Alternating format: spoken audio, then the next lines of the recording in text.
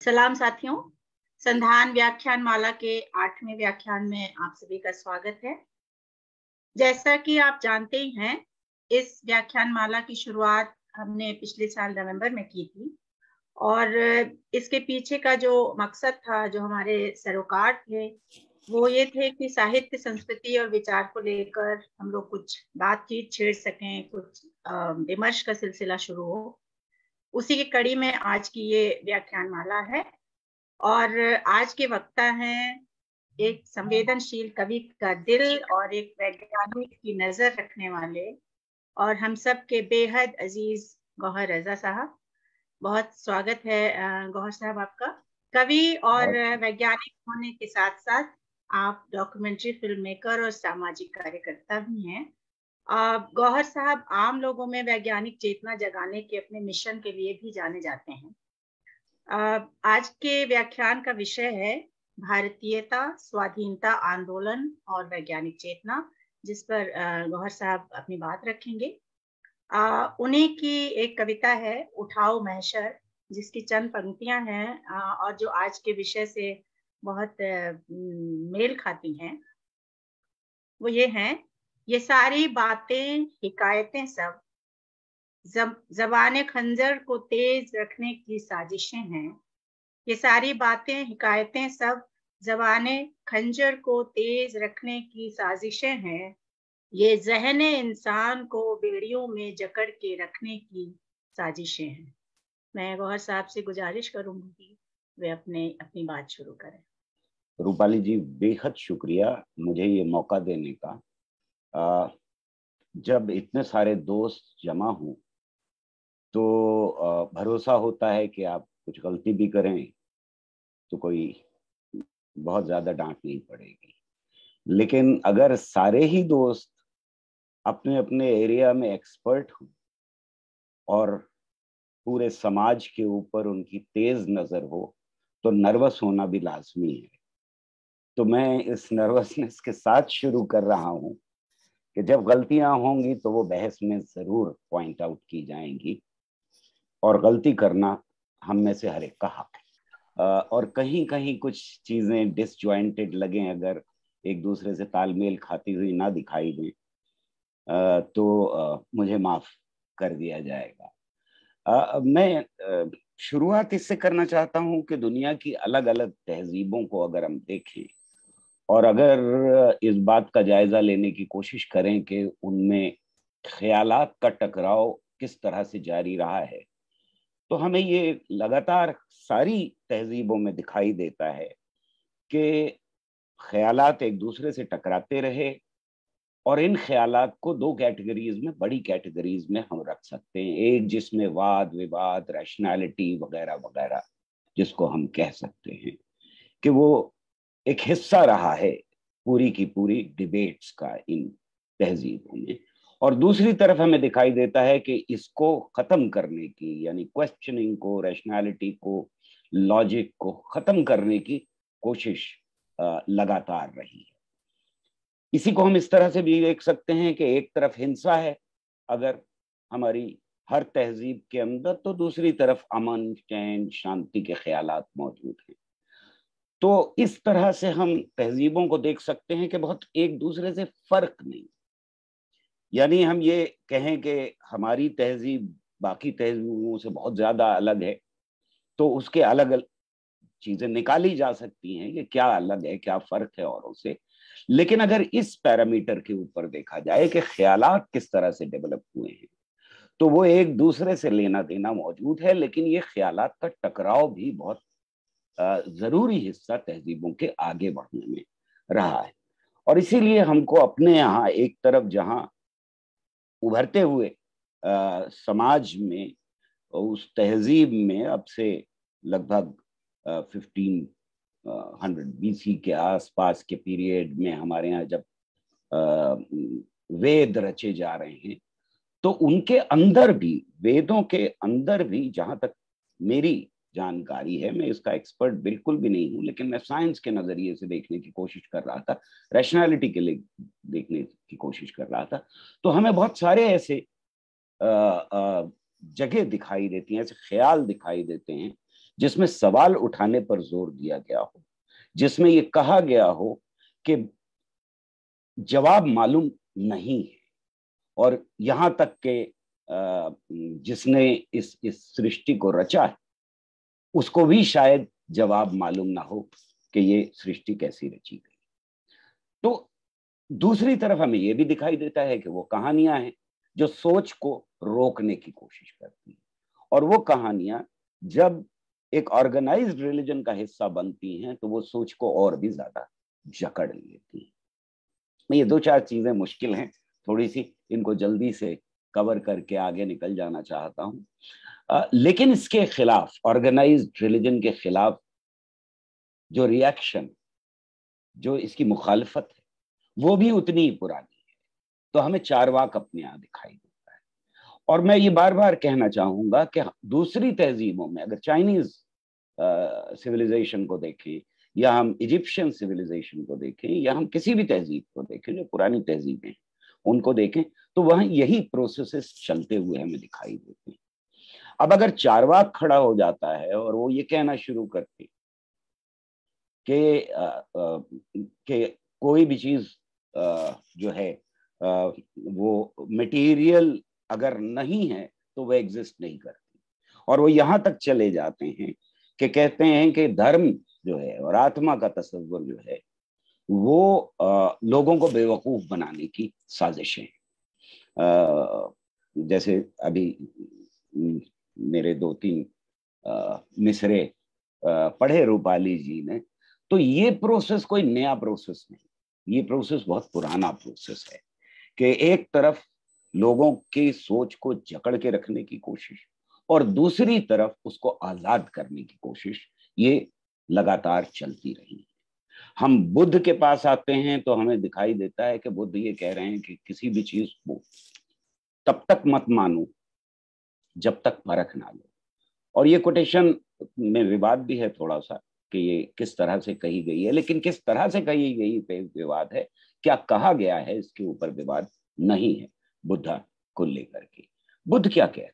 बुद्ध ये कह रहे हैं कि चाहे वो तुम्हारे टीचर ने कही हो, तुम्हारे उस्ताद ने बताई हो बात, चाहे वो तुम्हारे तक ट्रेडिशन से पहुंची हो, चाहे वो परंपराओं से, चाहे ज्यादातर लोग मानते हो, उस बात को तब तक मत मानो जब तक लॉजिक की कसौटी पे परख ना। और अगर परख लो, इससे एक कदम और आगे बढ़ो, अगर परख कर यकीन कर लो उसके ऊपर, तब फिर उसे इंसानियत की भलाई के लिए इस्तेमाल। तो ये रिश्ता रैशनैलिटी का इंसान की भलाई के साथ भी बेहद पुराना रिश्ता है। लेकिन हमें ये मालूम है कि वो ख्यालात जिनको हम साइंटिफिक रैशनैलिटी कहते हैं या रैशनैलिटी कहते हैं, उनकी जड़ें हैं, वो ख्यालात हमारे यहाँ समाज के गठन में हार गए। ये बात बिल्कुल साफ। यानी जो हमने स्ट्रक्चर तैयार किया पिछले 2000 साल में, वो पूरी तरह से ऐसा स्ट्रक्चर था जो जकड़ा हुआ था तरह तरह की बंदिशों में, और जिनमें सबसे बड़ी बंदिश जो थी वो थी हमारा कास्ट सिस्टम। इस कास्ट सिस्टम को फिलॉसफी से भी जस्टिफाई कर लिया, यानी इंसान इंसान के बराबर नहीं हो सकता, मर्द औरत बराबर नहीं हो सकते, सबको पढ़ने का हक नहीं है, सबको जमीन रखने का हक, सबको हर व्यवसाय करने का हक नहीं। तो ये हक सारे के सारे खत्म होते चले गए समाज के अंदर। और इस स्ट्रक्चर में जो स्ट्रक्चर खड़ा हुआ समाज का, वो एक भयानक रूप ले रहा था धीरे धीरे, और उसका इस्तेमाल सत्ता ने लगातार किया है। वो चाहे इस देश के राजा रहे हों, चाहे बाहर से आने वाले लोग रहे हों, वो जब आए, जिनको हम मुगल कहें या उससे पहले मुसलमान, जिनको कहते हैं कि बाहर से आए वगैरह वगैरह, हालांकि ज्यादातर मुगल तो यहीं पैदा हुए, तो एक बेचारा बाबर बाहर से आया था और उसके साथ कुछ लोग आए थे। बहरहाल वो बहस अलग है, मैं उस बहस में नहीं पढ़ना चाहता। लेकिन ये कि जो कल्चरली हमने स्ट्रक्चर तैयार किया, वो इतना मजबूत ढांचा था और इतना वो ऑप्रेसिव था कि उसका इस्तेमाल सत्ता को करना बहुत आसान हो। अंग्रेजों ने भी उसी का इस्तेमाल किया। अब ये इमेजिन करें कि एक लैंड मास है जहां पर बहुत सारे लोग बसते, और वहां ये यकीन है लोगों को कि इंसान इंसान बराबर हो ही नहीं सकता। उसको, उसमें लोगों को ये यकीन है, और ये यकीन ऊंची जात को भी है, नीची जात को भी है। इसमें यह कहना कि सिर्फ नीची जात वाले इस फंदे में फंसे हुए थे सही नहीं होगा। इसमें हर जात के लोग फंदे में फंसे हुए थे। यानी ऊंची जात वाला भी अपने को वही समझता था, वही सोचता था, वही ख्यालात लेके बड़ा पलता बढ़ता बड़ा होता था जो कास्ट सिस्टम उसको परोसता था। इस समाज के अंदर इक्वालिटी का कोई मतलब, ह्यूमन इक्वालिटी तो थी, वो आज भी हमें उसको वो दिखाई देती है इस समाज के अंदर कि ह्यूमन इक्वालिटी का कोई तस्वर खत्म हो गया।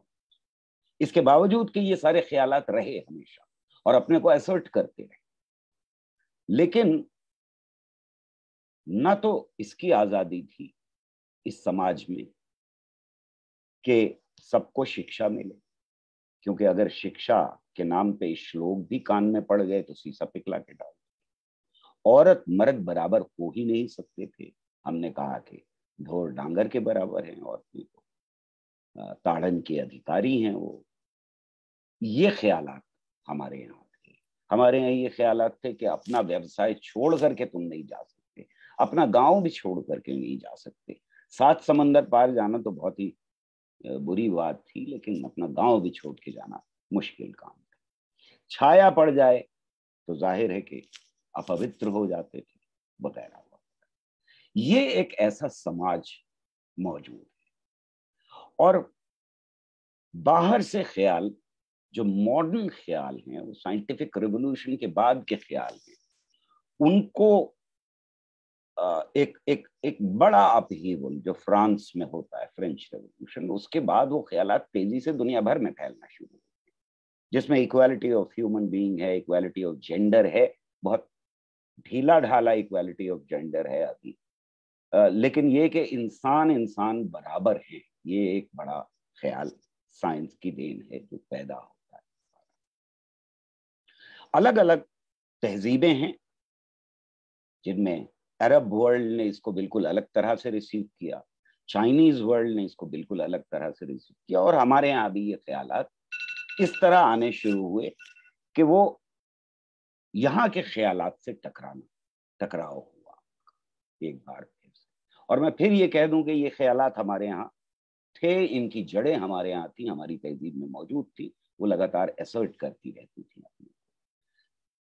लेकिन इस वक्त अगर हम पीछे मुड़ के देखते हैं तो हमें यह दिखाई देता है कि धीरे धीरे अंग्रेजों के आने के बाद, टेक्नोलॉजी के आने के बाद, एक ऐसा सेक्शन समाज में पैदा होना शुरू होता है जो साइंटिफिक रैशनैलिटी को, जो मॉडर्निटी को अपनाने के लिए तैयार है, और वो उन ख्यालात का कैरियर बनता है जो मॉडर्न तरीके से, मॉडर्न जबान, आधुनिक जबान, जिसकी अपनी एक भाषा है, जो ख्यालात आ रहे हैं उनको बाकी लोगों तक ले जाने की। शुरुआत में जिस तरह से यूरोप में हुआ, ये एक छोटे से ग्रुप्स हुआ करते थे जिनके बीच में साइंटिफिक खोज, साइंटिफिक रैशनैलिटी, ये सारी बहस हुआ करती थी, आम जनता के बीच में नहीं होती थी। वैसे ही हमारे मुल्क में भी हुआ कि आम जनता के बीच में ये बहस देर में पहुंची। लेकिन जब खास तौर से कहीं आपकी तरफ से तो फोन नहीं आ रहा है,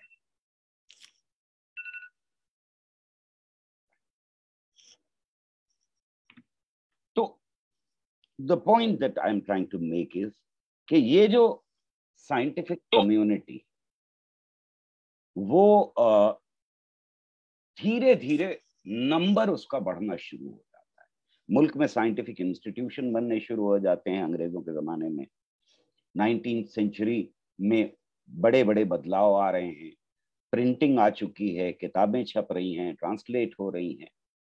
तो जो लोग इस रैशनैलिटी के कैरियर, जिसको हम आज साइंटिफिक रैशनैलिटी कहते हैं, उनका नंबर बढ़ रहा है और वो लोगों तक पहुंचने की कोशिश करते हैं। लेकिन अभी भी बहुत छोटा है ये नंबर। बहुत तरह की बहस हो रही है और उस बहस की डिटेल्स में मैं फिर नहीं जा रहा हूं, लेकिन ये कि ये बहस धीरे धीरे तेज से तेज तर होती जा रही है और तब शुरू होता है हमारा फ्रीडम मूवमेंट। फ्रीडम मूवमेंट एक अद्भुत मूवमेंट। पहली बात तो यह है कि ये ब्रिटिश साम्राज्य के खिलाफ है, ये गोरी चमड़ी के खिलाफ है। और बहुत सारे मुल्कों में हम देखते हैं कि ये रेसिस्ट जो जो जो नस्लवाद है, इसका रंग लिए हुए है फ्रीडम मूवमेंट कई कंट्री। हमारे यहाँ वो है दबी आवाज में, गोरी सरकार वगैरह वगैरह ऐसे लफ्ज इस्तेमाल हो रहे हैं, लेकिन बाय एंड लार्ज ब्रिटिश साम्राज्य के खिलाफ। तो अब हमें जो अंग्रेज कर रहे हैं, जो अंग्रेजों से लिया जा सकता है, और नेहरू इसको बहुत खूबसूरती के साथ कहते हैं अपनी किताब में डिस्कवरी ऑफ इंडिया में, जिसका मैं और आगे भी जिक्र करूंगा, कि हम क्या ले सकते हैं उनसे, क्या सीख सकते हैं उनसे, वो हमें सीखना चाहिए। इसमें कोई बंदिश नहीं, लेकिन क्या हमें रिजेक्ट करना, किसके खिलाफ खड़ा होना, वो भी उतना ही इम्पोर्टेंट। ये दोनों चीजें इंपॉर्टेंट है पूरे फ्रीडम मूवमेंट के लिए। और ये जो ख्यालात, बराबरी के ख्यालात, इंसान बराबरी के ख्यालात, इनका सबसे बड़ा कैरियर हमारा फ्रीडम मूवमेंट है। इस फ्रीडम मूवमेंट के अंदर हमें बहुत सारे राजनेता तो दिखाई दे रहे हैं, लेकिन हमको नजर डालनी चाहिए इन राजनेताओं की परवरिश के ऊपर। इनकी परवरिश किस तरह की? गांधी हैं, नेहरू हैं, उससे पहले आप गोखले को दीजिए और उससे पहले चले जाइए, तो सारे जितनी गैलेक्सी है, उनका ताल्लुक किन लोगों से, उनकी सोहबत कहाँ है, वो किन के बीच में उठ बैठ रहे हैं, वो क्या पढ़ रहे हैं। अगर इस पर नजर डालें तो दुनिया का बेहतरीन लिटरेचर पढ़ रहे हैं, दुनिया के बेहतरीन दिमाग के साथ उनका इंटरेक्शन हो रहा है, दुनिया के बेहतरीन ख्यालात से उनका सीधा तालमेल और ताल्लुक। यानी अगर मैं देखूं उस वक्त, और बहुत सारी एग्जीबिशन बचपन में भी लगा करती थी, तो साइंस के एरिया में, लिटरेचर के एरिया में, म्यूजिक और पोएट्री के एरिया में, कहानी के एरिया में, पेंटिंग के एरिया में, ये सारे लोग जो बेहतरीन दिमाग है, उनके साथ इंटरेक्शन। ये सिर्फ मासेस के साथ इंटरेक्ट नहीं कर रहे, ये दुनिया के बेहतरीन दिमाग के साथ इनकी परवरिश हो रही। आप कोई सा भी उठा करके देख लीजिए, उस वक्त का नेता जो है वो ऐसा नहीं है जिसको हम बड़ा नेता आज मानते हों और वो कहीं से उठ के आ गया, उसका कोई इंटरेक्शन नहीं है और वो फ्रीडम मूवमेंट का बहुत बड़ा नेता बन गया।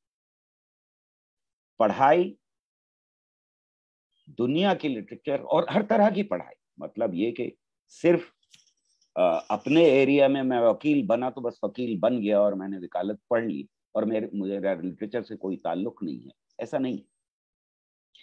ये जो दिमाग का खुलना नेताओं का, ये हमारे फ्रीडम मूवमेंट को इस तरफ ले जा रहा है कि फ्रीडम मूवमेंट कह रहा है इंसान इंसान बराबर, समाज के अंदर इंसान बराबर है, पर फ्रीडम मूवमेंट कह रहा है इंसान इंसान बराबर। फ्रीडम मूवमेंट ये कह रहा है औरत मर्द बराबर है। हमें इन चीजों के लिए आजादी की लड़ाई से अलग लड़ाई लड़नी ही नहीं पड़ती। हमें इसके लिए कि संपत्ति का हक हर एक को होगा समाज में, इसके लिए कोई अलग से लड़ाई लड़नी ही नहीं पड़ी। हमें इसके लिए लड़ाई लड़नी ही नहीं पड़ी कि हर एक को कहीं भी मुल्क में घूमने जाने का पूरा अधिकार होगा, कोई लड़ाई नहीं लड़ी हमने अलग से। तो ये फ्रीडम मूवमेंट जो है, ये जिसको हम साइंटिफिक टेम्पर के नाम से आज जानते हैं, उसका सबसे बड़ा कैरियर। और साइंस और साइंटिफिक कम्युनिटी इस पूरे फ्रीडम मूवमेंट में शामिल। पीसी रे या आप बाकी और कोई भी नाम ले लीजिए, उस वक्त का और बाद तक नाम ले लीजिए, वो इस लड़ाई में कहीं ना कहीं हिस्सा बने। इस जंग में, ख्यालात की जंग में भी, और जो पॉलिटिकल लड़ाई है ब्रिटिश साम्राज्य के खिलाफ, इन दोनों में हिस्सा बने। और सबसे अद्भुत बात यह है कि इस पूरी 100 साल की डिबेट में, यानी सन 47 तक पहुंचते पहुंचते, मैं सन 45 की बात करूं, सन 45 से पहले पूरा 100 साल का जो इतिहास है, उसमें scientific rationality, scientific method, data collection, hypothesis, theory, ये क्या है और इनका क्या इंसानी जिंदगी से ताल्लुक है, इन सारी बातों के ऊपर लगातार बहस हो रही है। इन पर आर्टिकल्स लिखे जा रहे हैं, इन पर किताबें ट्रांसलेट हो रही, लेकिन साइंटिफिक टेम्पर की बात करने वाला इस मुल्क में सबसे पहला आदमी जो है वो एक राजनेता है, नेहरू। 1945 में ये किताब लिख रहे हैं, जेल के अंदर हैं, और वहां इस किताब के लगभग 10 पेज पूरी तरह से वहां डिस्कशन है साइंटिफिक टेम्पर का, और उसके साथ फिलॉसफी का और 2-3 चीजें, रिलीजन का भी डिस्कशन। नेहरू की इस किताब में लगभग 137 जगह साइंस शब्द का इस्तेमाल किया जा रहा है। वो हिस्ट्री की किताब बेसिकली लिख रहे हैं, हिस्ट्री फिलॉसफी के करीब। ये अद्भुत बात है कि साइंटिस्ट जो हैं उनकी तरफ से ये फ्रेज नहीं आता, ये एक राजनेता की तरफ से आता है, साइंटिफिक टेम्पर। तो साइंस और साइंटिफिक टेम्पर में कहीं फर्क है। हालांकि साइंस भी किसी भी मुल्क में एक पॉलिटिकल प्रोजेक्ट होती है, लेकिन साइंटिफिक टेम्पर तो बिल्कुल ही पॉलिटिकल प्रोजेक्ट है। और इसीलिए एक राजनेता जिसने ट्राइपॉज कभी किया था, जिसको शायद बहुत अच्छे लगते थे वो तीनों सब्जेक्ट, यूरोप, इंग्लैंड में जब वो थे, तो फिजिक्स, केमिस्ट्री, मैथमेटिक्स उन्होंने पढ़ी थी, जिसको ट्राइपॉज कहा जाता था, लेकिन उसके बाद से साइंस नहीं पढ़ी। तो मैं पूरा श्रेय इसका उस माहौल को, उस सोहबत को दे रहा हूं जिसमें नेहरू, गांधी, आजाद, पटेल और सारे नेता पनप रहे, बड़े हो रहे। ये वो माहौल है जिससे लगातार ये ख्यालात राजनेताओं तक पहुंच रहे हैं हमारे, और इस माहौल की देन है कि राजनेताओं को उससे दूर नहीं होने दिया किसी भी तरह। नेहरू ने साइंटिफिक टेम्पर क्यों किया, इसके लिए गेस करना बड़ा मुश्किल है, लेकिन अगर कोई मुझसे पूछे तो नेहरू बहुत तेज दिमाग, बेहतरीन दिमाग, और मैं ये समझता हूं कि नेहरू ये जानते थे कि असल में सेक्युलरिज्म वर्ड जो फ्रेज है सेक्युलरिज्म, ये यूरोप में बड़े फर्क तरीके से इस्तेमाल किया जाता है। खासतौर से फ्रेंच रेवोल्यूशन के बाद इसकी हेजिमनी स्टैब्लिश हो गई थी कि everybody has to be secular, और सेक्युलर का मतलब साइंटिफिक होना। सेक्युलर का मतलब हिंदू, मुसलमान, सिख, ईसाई, हम आपस में भाई भाई वगैरह वगैरह नहीं था वहां पर, आज भी नहीं। आज भी अगर जाकर के आप यूरोप में इंटेलेक्चुअल्स के बीच में बात कर रहे हैं, तो जब आप सेक्युलर शब्द का इस्तेमाल करते हैं अंग्रेजी जबान में, तो उसका मतलब यही होता है कि आप साइंटिफिक बात करें।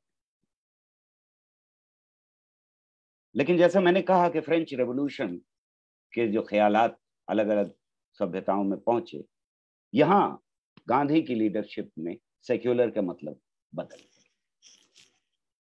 और मुझे लगता है कि नेहरू ने यह बात समझ ली थी कि अब सिर्फ सेक्युलर कहने से काम नहीं चलेगा, इसलिए एक और फ्रेज कॉइन करना पड़ेगा, उसका इस्तेमाल करना पड़ेगा, जिसको हम साइंटिफिक टेम्पर की बात आज साइंटिफिक टेम्पर के नाम से।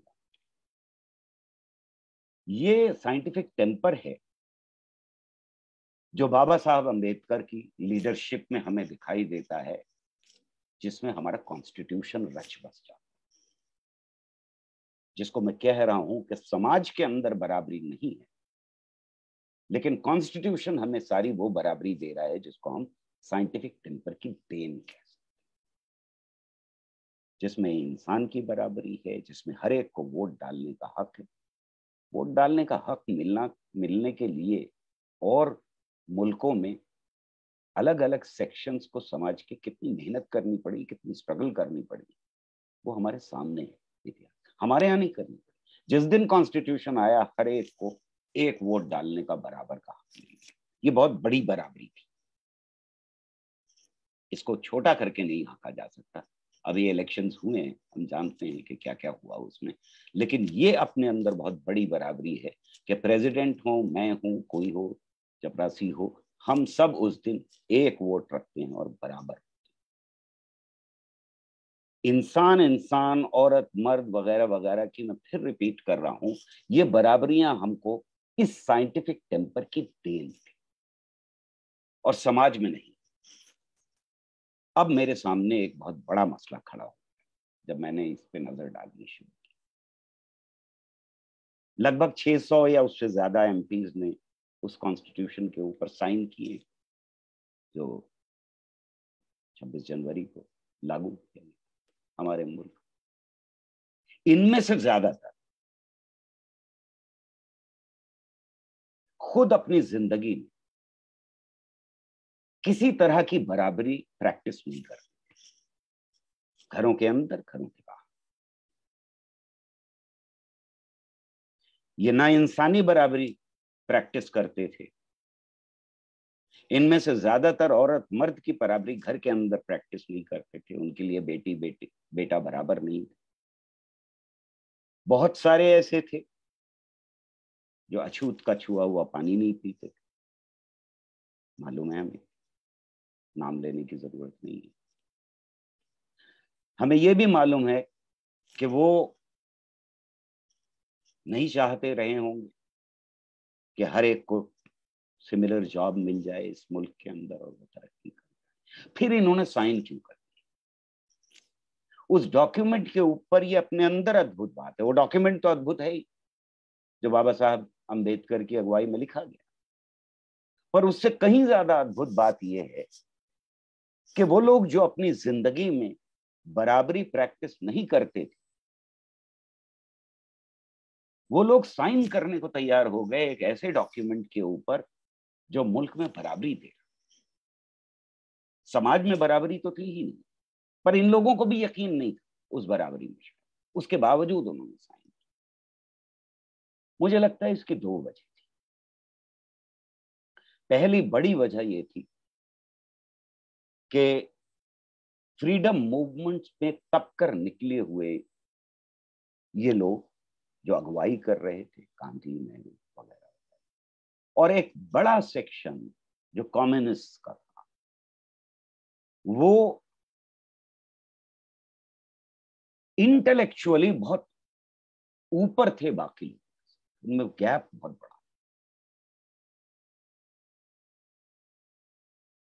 और इस सेक्शन में यह सकत नहीं थी कि वो एक कॉन्स्टिट्यूशन मुल्क के लिए तैयार कर सके। बहसों में हमें पता है कि किस तरह से क्या रिएक्शंस आए और किस तरह से अलग अलग सेक्शंस अपने इंटरेस्ट के बलबूते के ऊपर शक्ल देना चाहते थे, पर आइडियाज की इस जंग में उनकी हार जरूर, और हमारा कॉन्स्टिट्यूशन रचा। दूसरी बड़ी वजह साइन करने की ये थी कि इन सेक्शंस को, जिनके वो रिप्रेजेंटेटिव थे, उन्हें ये यकीन था कि परनाला वही रहेगा। इन्हें यकीन था कि पावर बैलेंस चेंज नहीं, जैसा हिंदुस्तान का समाज है वैसा समाज रहेगा। अनटचेबिलिटी भी प्रैक्टिस की जाएगी, इनइक्वालिटी भी प्रैक्टिस की जाएगी, सबको पढ़ने में नहीं देंगे हम, सबको वो हक नहीं मिलेगा समाज के अंदर, इकोनॉमिक इक्वालिटी भी नहीं आएगी वगैरह। ये इनको यकीन, और इसलिए ये बात साफ खुल के हमें दिखाई देती है कि धीरे धीरे धीरे धीरे जैसे हम आगे बढ़ते जाते हैं वैसे वैसे ये सेक्शंस अपने को असर्ट करना शुरू करते हैं। लेकिन क्योंकि कॉन्स्टिट्यूशन मौजूद है, क्योंकि हमारा संविधान मौजूद है, इसलिए हमें यह भी दिखाई देता है कि उसका इस्तेमाल करने वालों की तादाद भी बढ़ती जाती है। कहीं कोई दलित उठ के कहता है कि मेरा हक है और मैं अपना हक लेके, कहीं कोई आदिवासी उठता है, इस किताब का हवाला देता है, मुझे अपना हक चाहिए। कहीं कोई महिला उठती है और कहती है मुझे अपना हक चाहिए। कहीं कोई नौजवान उठता है और कहता है मुझे हक चाहिए। अब ये पावर बैलेंस बिगड़ना शुरू, और इसलिए उन सेक्शंस की जो समाज को जकड़ के रखना चाहते हैं, खास तौर से कास्ट सिस्टम के अंदर जकड़ के रखना चाहते हैं, या बस इतना लूज करना चाहते हैं कि पॉलिटिकल फायदा उठाया जा सके, उनकी छटपटाहट बढ़ती चली जाती है। अगर हम देखें तो पार्लियामेंट के अंदर 1958 में एक और डॉक्यूमेंट बहुत अद्भुत पेश किया गया, और इस डॉक्यूमेंट को हम SPR या साइंस पॉलिसी रेजोल्यूशन के नाम से जानते हैं। ऐसा रेजोल्यूशन इससे पहले दुनिया में और किसी पार्लियामेंट में पास नहीं किया। नेहरू उठते हैं, खड़े होते हैं, उस रेजोल्यूशन को, प्राइम मिनिस्टर हैं, उसके बावजूद वो खुद उसको प्रेजेंट करते हैं। और अगर आप पार्लियामेंट डिबेट की के प्रोसीडिंग्स पढ़ें तो ये बात भी क्लियर हो जाती है बिल्कुल कि नेहरू खड़े होकर के ये कहते हैं कि इसका हर एक लफ्ज इंपॉर्टेंट है आगे आने वाली नस्लों के लिए और आगे आने वाले हिंदुस्तान के लिए, इसलिए पूरा डॉक्यूमेंट पढ़ा जाए। ऐसा हुआ नहीं करता पार्लियामेंट, डॉक्यूमेंट पूरा पढ़ा वाला नहीं जाता, वो टेबल कर दिया जाता।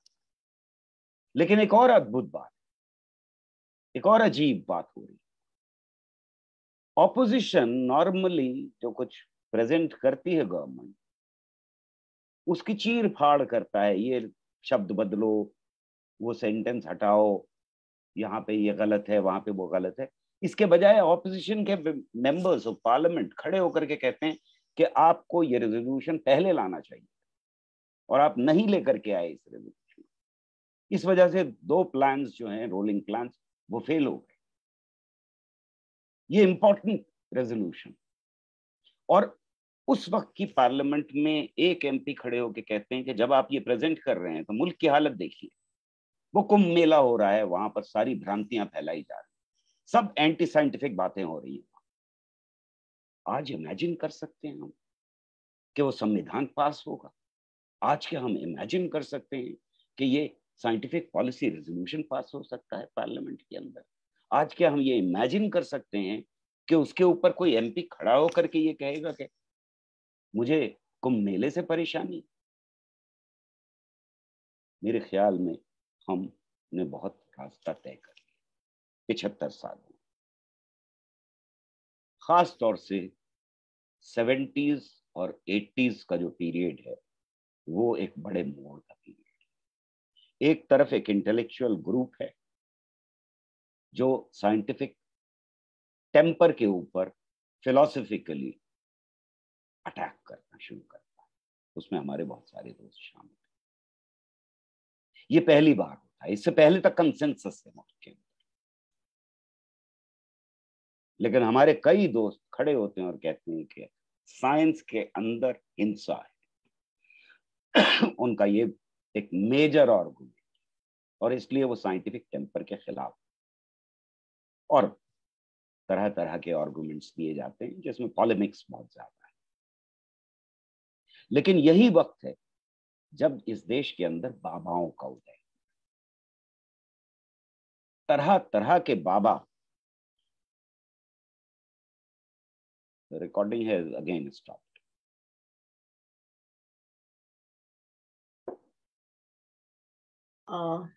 नहीं, अनन्या आप हो ना यहाँ पे? रिकॉर्डिंग ठीक है, प्लीज प्लीज करिए। यही वक्त है जब एक के बाद एक बाबा उभरना शुरू होते हैं।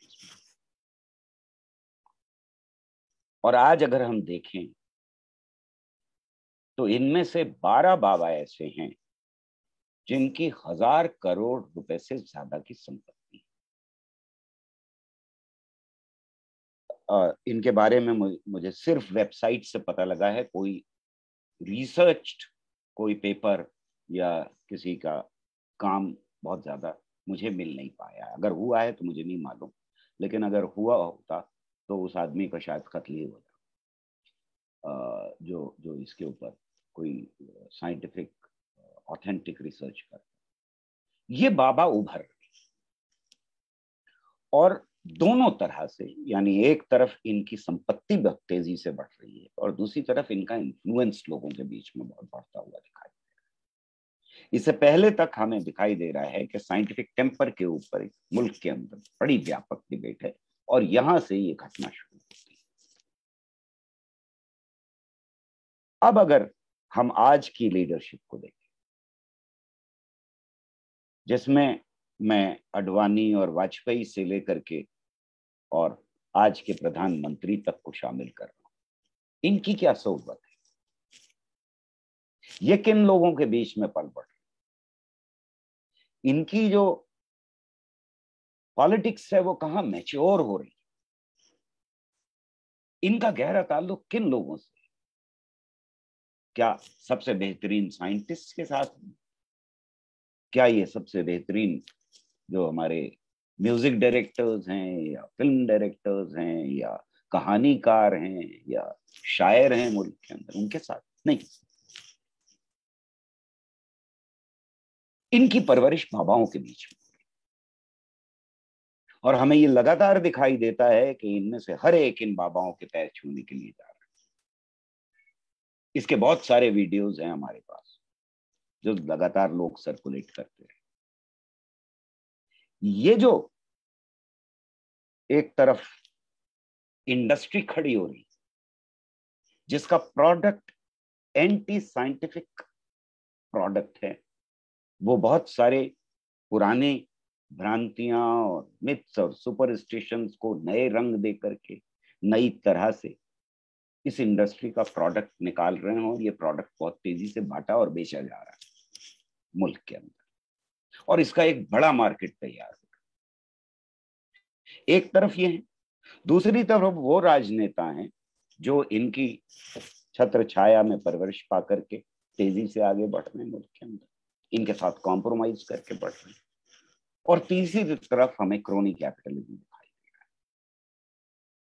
अगर हम वापस लौट के जाएं तो हम ये दिखाई देता है कि साइंटिफिक टेम्पर के उस प्रोजेक्ट को जो नेहरू की अगुवाई में मुल्क ने एक्सपीरियंस किया है, वहां पर उस वक्त के राजनेता, लेफ्ट पार्टीज सारी और जो कैपिटलिस्ट, उनमें एक तालमेल दिखाई, उनमें एक अंडरस्टैंडिंग दिखाई देती है कि आगे आने वाले वक्तों में ये मुल्क उस रास्ते पर चलेगा जो साइंटिफिक टेम्पर का रास्ता हो।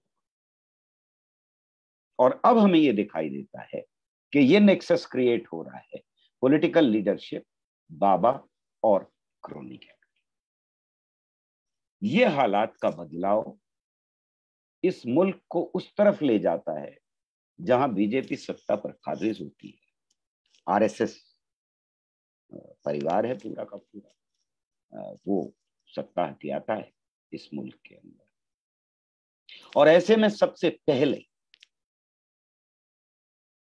वो जानबूझकर या बिना जाने शुरुआत में अटैक हमें दिखाई देता है साइंटिफिक टेम्पर के।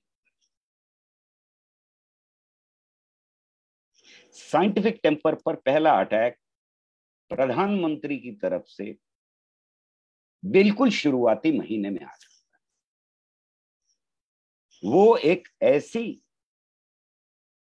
गैदरिंग, एक ऐसे सम्मेलन में जहां डॉक्टर्स मौजूद हैं, ये बयान देते हैं कि हमारे यहाँ प्लास्टिक सर्जरी पुराने काल में मौजूद थी, और गणेश जी उसका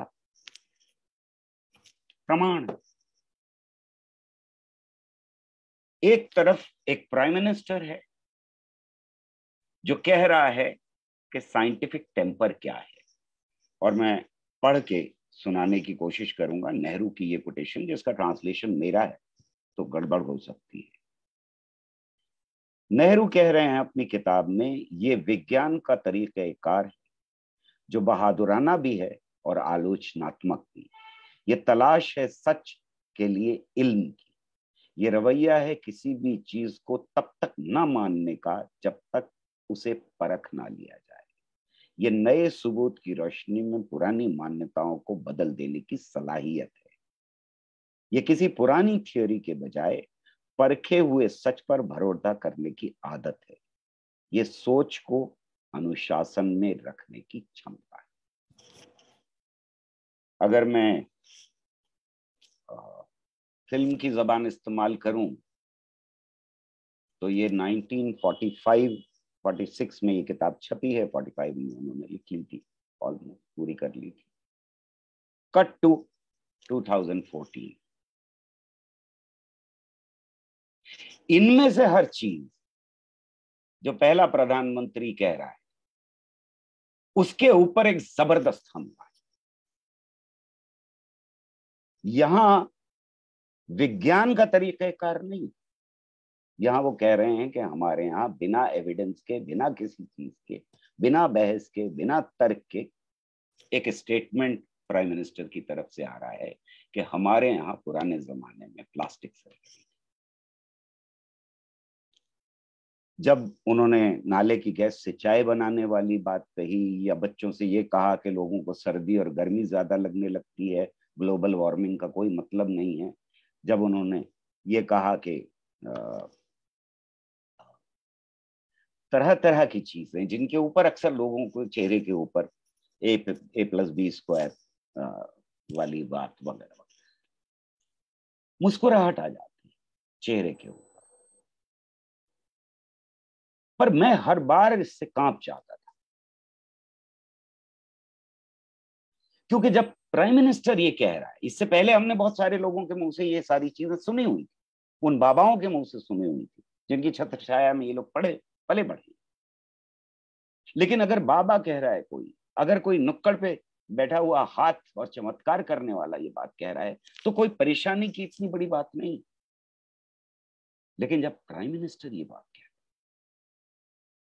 तब ये समझना चाहिए कि ये फिर पॉलिसी में ट्रांसलेट होती है, बिल्कुल वैसे ही जैसे नेहरू की कही हुई बात पॉलिसी में ट्रांसलेट हुई और मुल्क के अंदर उसके ऊपर एक व्यापक बहस हुई। उसी तरह से जब प्राइम मिनिस्टर ये कहता है, तब फिर उसका मिनिस्टर कहता है कि मुझे डार्विनिज्म में यकीन नहीं है, इसे हमारे कोर्स से हटा देना चाहिए। तब फिर एक चीफ मिनिस्टर कहता है कि हमारे यहां तो इंटरनेट था पुरातत्व काल में। तब फिर एक जज कहता है कि प्रजनन हमारा जो राष्ट्र पंछी है वो आंसुओं से करता है। तब फिर एक मेंबर ऑफ पार्लियामेंट कहता है कि इस तरह से हाथ फेरो गाय के ऊपर तो ब्लड प्रेशर कम होगा, और ऐसे फेरोगे तो ब्लड प्रेशर बढ़ जाएगा। ये बात सिर्फ यहीं तक नहीं रुकती, ये बात आगे बढ़ती है और IITs और हमारे इंस्टीट्यूशन 5 गव्य के ऊपर रिसर्च करना शुरू करते हैं, उनको पैसे दिए जाते हैं। कुछ ग्रुप्स जो हैं वो संजीवनी बूटी तलाश करने निकल पड़ते। कुछ ग्रुप्स जो हैं वो एडम्स ब्रिज के ऊपर रिसर्च के प्रपोजल चलाना शुरू कर दिया। ये सब कुछ होना समाज में शुरू होता है। बात यह है कि इस एक स्टेटमेंट से हर एक साइंटिस्ट का कांपना इसलिए जरूरी है कि कल को उसे साइंस छोड़ के ये करना पड़ेगा। कितनी बड़ी बेइज्जती की बात है ये हमारी साइंटिफिक कम्युनिटी के लिए भी और मुल्क के लिए भी। 150 साल का इतिहास हमारा है और उससे बहुत पुराना इतिहास है केमिस्ट्री करने का, लेकिन 150 साल से हम केमिस्ट्री में अगवा कतारों में खड़े रहे और वहां कोई आज आके 2014 में ये कहना शुरू करे कि हमको गाय के पेशाब के बारे में नहीं पता और उसके अंदर गोबर के अंदर कहीं वो मिलेगा हमको सोना, और अगर गोबर का लेप कर लिया जाए बदन के ऊपर तो न्यूक्लियर एक्सप्लोजन का भी इम्पैक्ट खत्म हो जाएगा। ये कितनी बड़ी बेइज्जती की बात है साइंटिफिक कम्युनिटी के लिए। ये कहना कितनी बेइज्जती की बात है कि हमारे साइंटिस्ट को गाय के पेशाब के बारे में नहीं पता। हर चौराहे के ऊपर हमारे यहाँ यूरिन टेस्टिंग लेबोरेटरीज मौजूद है, पूरे मुल्क के अंदर फैली हुई। आप किसी डॉक्टर के पास जाइए, वो सबसे पहले आपको यही कह देता है कि जाओ पेशाब टेस्ट करा के लो, ब्लड टेस्ट। ये किस तरफ जा रहा है? ये मुल्क को उस तरफ ले जाने की कोशिश है जहां से हम बड़ी मुश्किलों से निकल के वापस आए। हमने इस मुल्क की एक हिंदुस्तानी होने की पहचान को कंस्ट्रक्ट किया था अपने फ्रीडम मूवमेंट के दौरान। जिसकी जो मूर्ति बनाई थी उसमें हमने आखिरी इंसान को शामिल किया था। खासतौर से गांधी ने बार बार उस आदमी का जिक्र किया है कि जो कतार में सबसे पीछे खड़ा होगा उसका भी उतना ही हक। ये जो मूर्ति हमने बनाई थी, जिसको हम हिंदुस्तानी होना कहते हैं, जिसको हम भारतीयता कहते हैं, उस मूर्ति के गारे में साइंटिफिक टेम्पर एक सीमेंटिंग फैक्टर की तरह से था हमारे लिए। और इसके लिए मुझे कहीं ज्यादा दूर जाने की जरूरत नहीं ये बात कहने के लिए। हम अपने मुल्क के चारों तरफ के मुल्कों को देख लें जो हमारे साथ या हमारे बाद में आजाद हुए। डेमोक्रेसी इन मुल्कों के अंदर कितनी फ्रेजाइल है, कितनी कमजोर है, इसके बावजूद कि वो हमारा डीएनए और उनका डीएनए कोई फर्क नहीं है। इसको बड़े आराम से कहा जा सकता है कि साहब पाकिस्तान तो मुसलमान है, देश मुसलमानों का ऐसे ही हाल। तो फिर श्रीलंका की बात कीजिए ना, फिर म्यांमार की भी बात कीजिए ना, फिर हमें नेपाल की भी बात करनी पड़ेगी ना।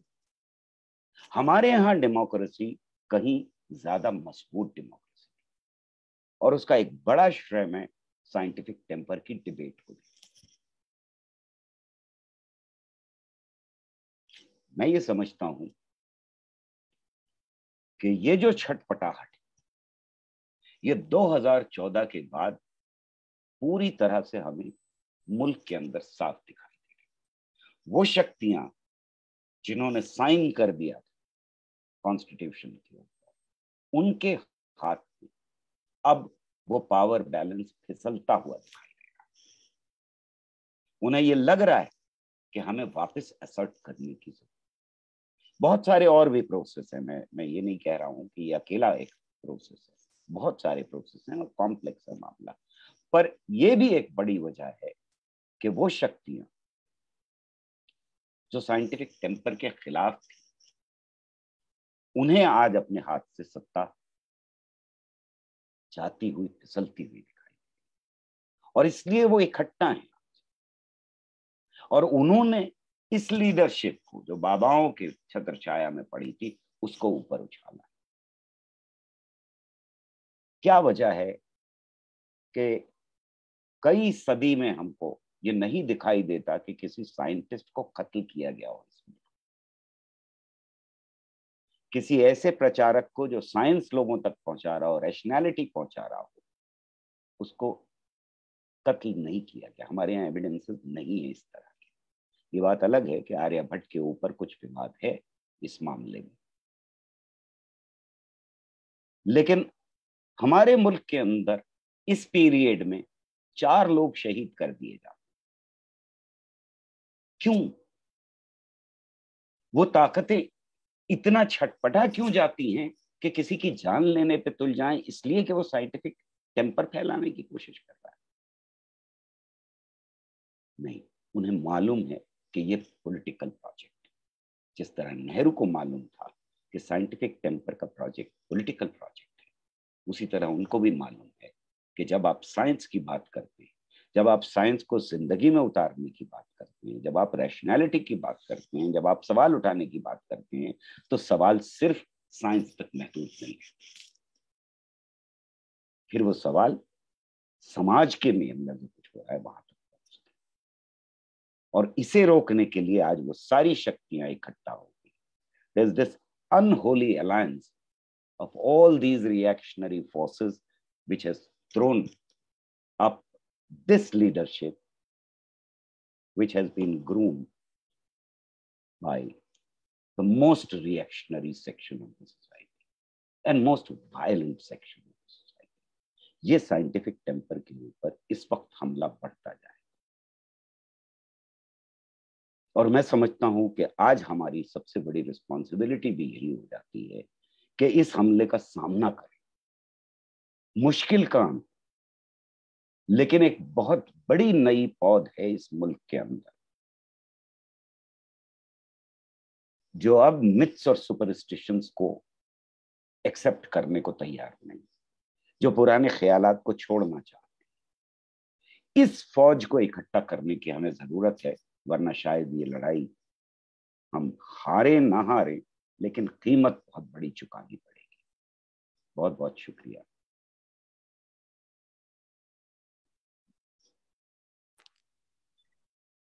बहुत शुक्रिया गौहर साहब, इतना खूबसूरत तरीके से बात रखने के लिए और इतने इंटरेस्टिंग तरीके से बात रखने के लिए। और अब हम चर्चा के लिए सत्र खोलते हैं। शुरुआती टिप्पणी के लिए मैं अपने सीनियर कॉमरेड मैं रवि सिन्हा जी को आमंत्रित करूंगी कि वो टिप्पणी करें, फिर हम उसके बाद आगे की चर्चा बढ़ाते हैं आगे। शुक्रिया रूपाली, और शुक्रिया गौहर साहब, बहुत बहुत शुक्रिया हमारा बुलावा कबूल करने के लिए और इतने खूबसूरत ढंग से, इतने साफ गो ढंग से बात रखने के लिए। मजा आ गया। जब तक रूपाली और अनन्या और दूसरे लोग और लोगों को आमंत्रित करते हैं या सवाल इकट्ठा करते हैं, तब तक बातचीत शुरू करने के लिए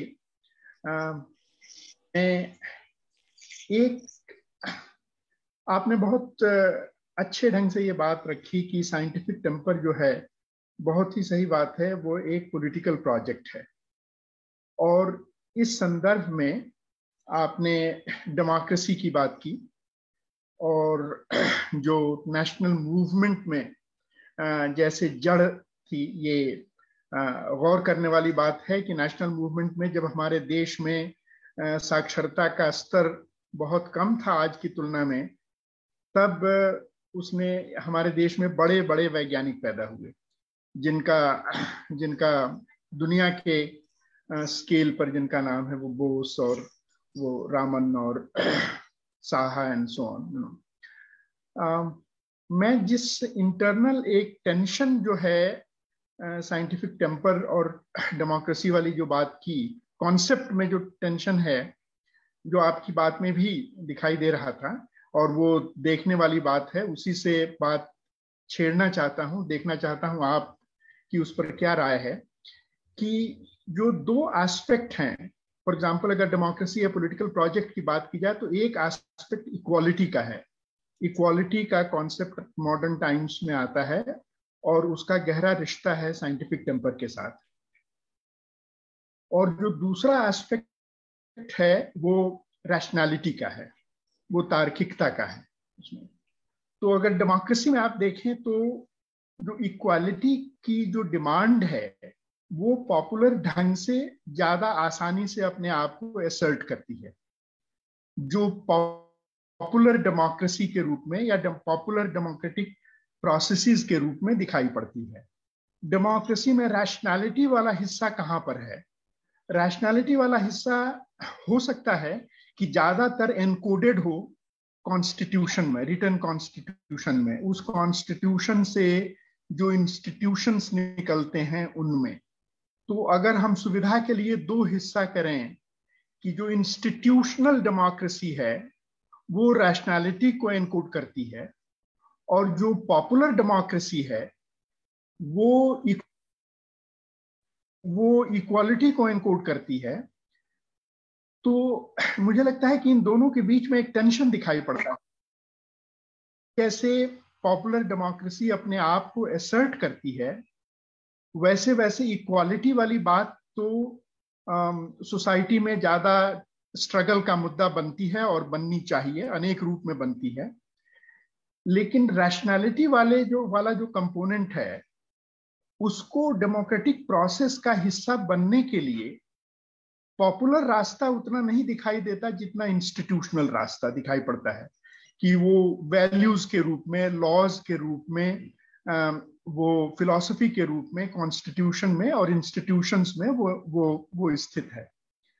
तो अगर ये टेंशन आता है और समय के साथ साथ इक्वालिटी वाली डिमांड बढ़ती जाती है, पॉपुलर डेमोक्रेसी का हिस्सा बढ़ता जाता है, तो क्या ये जो अंदरूनी टेंशन है इससे आपको ये खतरा नहीं लगता कि इंस्टीट्यूशनल जो पार्ट है डेमोक्रेसी का, जो रैशनैलिटी को जिंदा रखने के लिए जरूरी है, वो उस पर डेमोक्रेसी का ही एक हिस्सा उसको कमजोर करेगा, या उसके लिए खास मौकों पर, जैसे आज का मौका आपने अच्छी तरह कहा, आज का मौका है, उसमें जो पॉपुलर कंसेंट है, पॉपुलर असर्शन है, वो खुद ही एक तरह से रैशनैलिटी के खिलाफ जाने लगे, या जो रैशनैलिटी एनकोडेड है डेमोक्रेसी में उसके खिलाफ जाने लगे।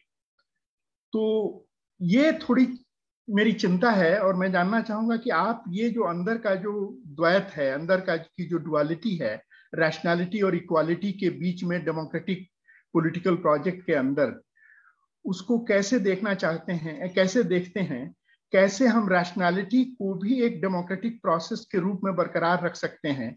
इक्वालिटी वाले को बरकरार रखना मुझे आसान दिखाई पड़ता है, जनता उसको ज्यादा आसानी से स्वीकार करेगी, वो जल्दी से एक जन स्वीकार्य प्रोजेक्ट बन जाएगा इक्वालिटी का। लेकिन रैशनैलिटी वाला कैसे बनेगा?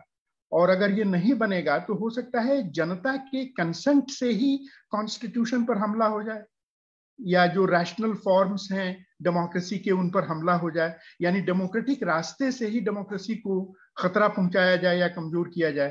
तो जो हम लोग जो दोनों बातें मानते हैं, इक्वालिटी भी मानते हैं और रैशनैलिटी भी मानते हैं, हमारे पास क्या चारा रह जाएगा डेमोक्रेटिक सेटअप के अंदर रैशनैलिटी को बचाने का, इक्वालिटी को कोई नुकसान पहुंचाए बगैर? इस पर मैं आपकी राय जानना चाहूंगा। ये मुझे हमेशा से यही डर था कि सवाल जो होगा, जब बेहद बड़े इंटेलेक्चुअल्स के साथ इंटरेक्शन हो रहा होगा तो सवाल भी मुश्किल होंगे और शायद मैं फेलियर की तरफ ज्यादा धकेल दिया जाऊं बनिस्बत मैं खुद जवाब, मेरे पास कोई सीधा जवाब नहीं। लेकिन ये बहुत इम्पोर्टेंट चीज इसलिए भी है कि हमें जर्मनी याद है कि वहां क्या हुआ और उसको कितनी बड़ी कीमत चुकानी पड़ी। हमें पाकिस्तान का हमारे पास टेम्पलेट वैसे ही मौजूद है, जहां पर इन दोनों के अंदर जो टेंशन था वो आज भी इरैशनैलिटी अगर कोई कहे तो उसकी तरफ झुकाव रहा है उस पूरे समाज का। इसमें एक चीज जो ध्यान रखने की जरूरत है मेरे ख्याल में वो ये है कि जब ऐसी ताकतें जो रिएक्शनरी ताकतें हैं, जो फैशिस्टिक हैं, जो वायलेंट हैं, जो इरेशनल, वो ताकतें जब पावर ग्रैब कर लेती हैं तो उनका कब्जा हो जाता है। फिर हमारे जो इंस्टीट्यूशन है वो एक के बाद एक गिरना ना भी हो तभी कमजोर होना शुरू हो जाते हैं और वो नाम निहाद रह जाते हैं। ये होता है पावर अगर ग्रैब कर ले, क्योंकि एक आम आदमी के लिए इंस्टीट्यूशन का होना ना होना बिल्कुल ऐसे ही होता है जैसे भगवान की देन। उसके बस में नहीं होता इंस्टीट्यूशन बनाना या बिगाड़ना।